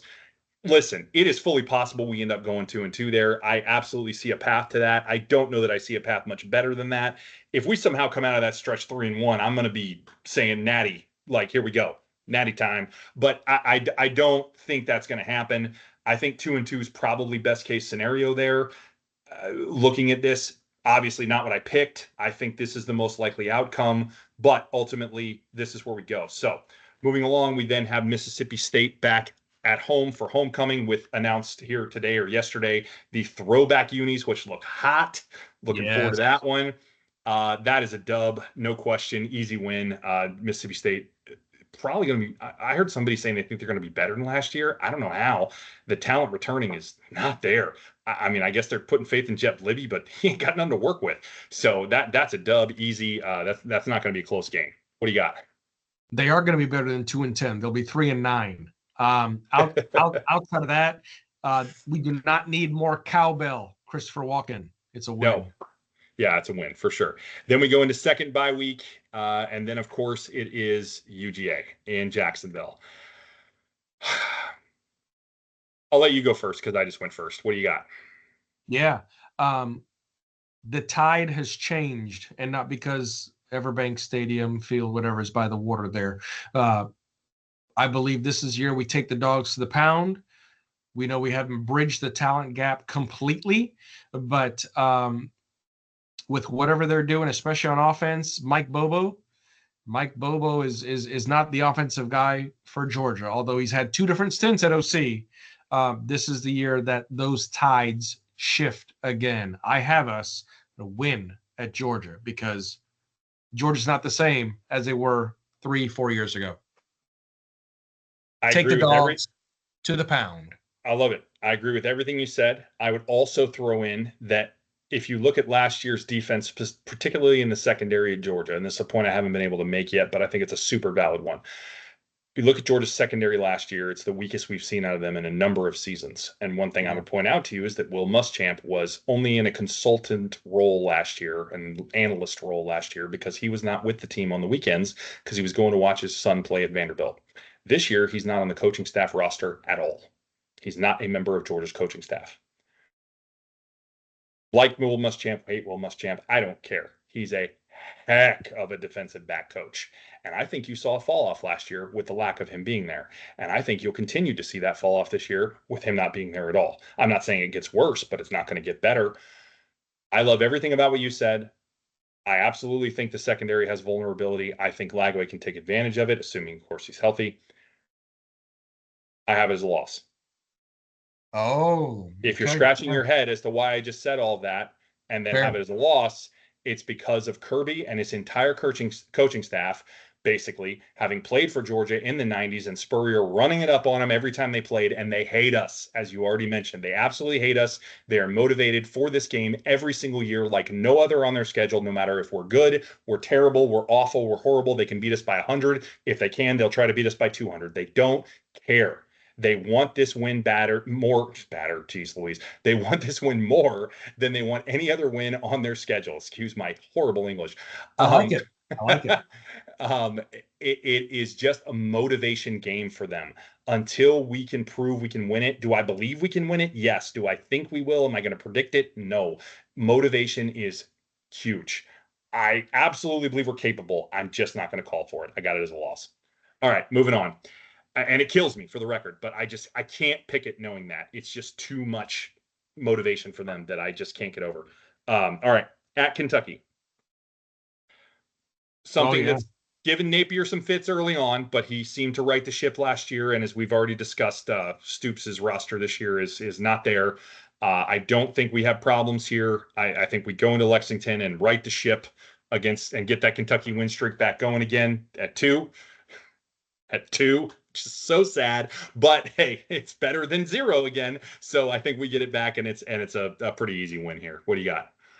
Taming the Cats, win in Lexington, winner, cat dinner, get out of there with a win.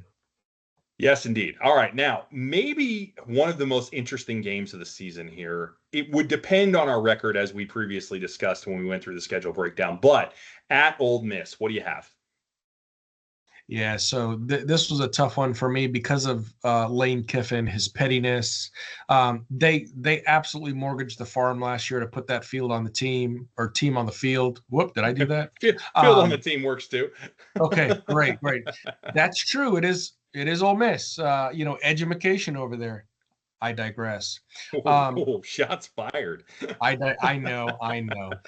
No, but it's tough, right? It's really tough because I was back and forth on this. It was really tough, but I don't think that the rest of the squad is going to return to play as well as they have. They lost a lot of production. Jackson Dart, it was what it was. I was back and forth on this one, B. I really was, but I do believe this year we stop the rebellion and have that as a win. So I'm with you. I have it as a close win, but I have to kind of say that part of the reason I have it as a close win is we're coming in with 4 losses, so we're out of playoffs. If I'm wrong about one of those games earlier in the schedule, and assuming I'm right about all the others, of course, and we're 3-loss team coming in who still has a shot at the playoff, I don't know. It changes the narrative. It changes the dynamic. It gives Kiffin the potential shot at revenge to knock us out when we knocked him out. Right. I don't know. It gets dicey there, and it gets really hard to call. I think it's a close win no matter what. I think that's a tough game. I've seen a lot of people calling for this as a loss in some other preseason predictions, but I think talent on the field wise, we're better. I think the way our defense played against them last year really was a confidence boost because that's a great offensive team. And even though we allowed a lot of yards, we did not allow a lot of points. 17 against Ole Miss was really good. That was a top 15 offense scoring wise, and we shut them down. So I think we can get this done, maybe no matter what, but don't underestimate Lane's need for revenge and want for revenge if we are in playoff contention. If we're not, I think we get it. If we are, oh God, it gets dicey. I don't know. So I'm calling close win because of my other picks. But again, depending if I had your picks, I don't know. It gets closer. So moving along, Tennessee back at the Swamp. Tennessee, for those that don't know, hasn't won at the Swamp since 2003. They ain't starting this year. It is a close game, but I got Florida with the dub there. What do you got? Tennessee come to the Swamp. They're still not winning. It's been a minute. The Volunteers get fired. It's a win. Yeah. I like it. And for the record, I do think Tennessee's a little down this year from looking at everything that's going on. Sure. I think they're honestly, a lot of people are saying they're overrated at 24, right? That they shouldn't even be ranked to start the year. I don't know if that's entirely true or not, but I get the point because I do think this is a down year for them. And closing it out, the Criminals at home. What do you got? Yeah. Sorry. The Criminals get returned to the reservation. Sorry. It's a win.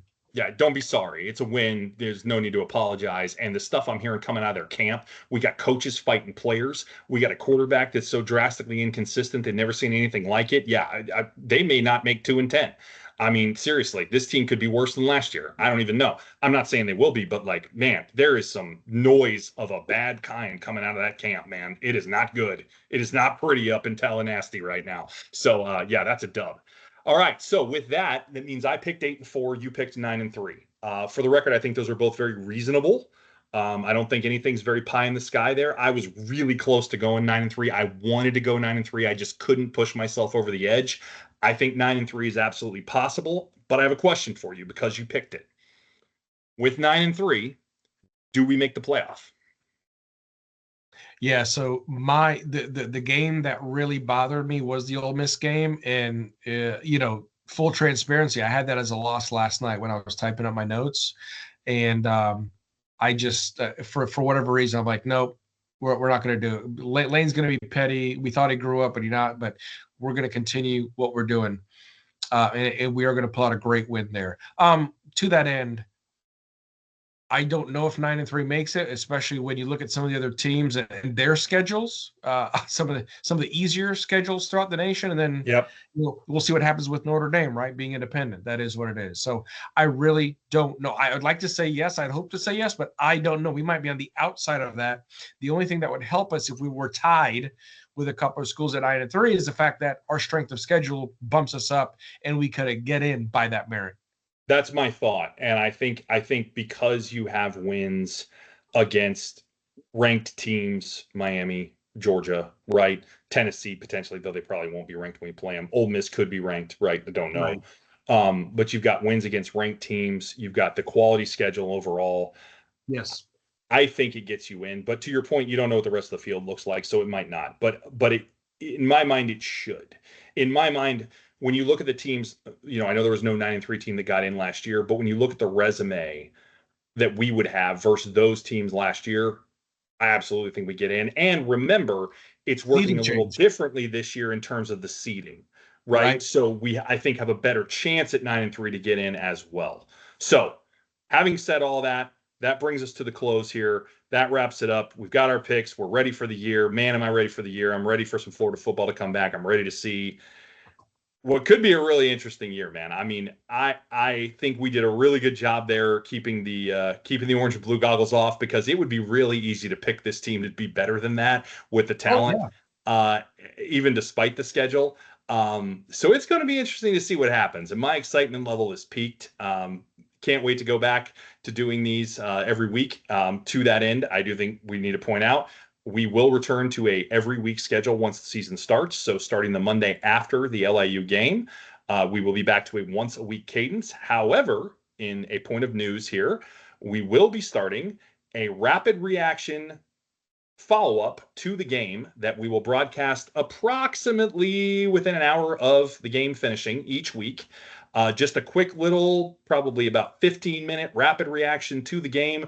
We'll hit some high points and just kind of talk about our kind of instant feelings about the game and some stats, of course, that we saw, because we're always going to keep it as analytical as we can, and break down that factual analysis just very briefly. Key takeaways, keys to the game type of points. We haven't fully picked out that agenda yet, but we'll let you know it a week from Saturday when we bring it to you after LIU. And then, of course, we will have our regular pod come Monday night. So really looking forward to doing that.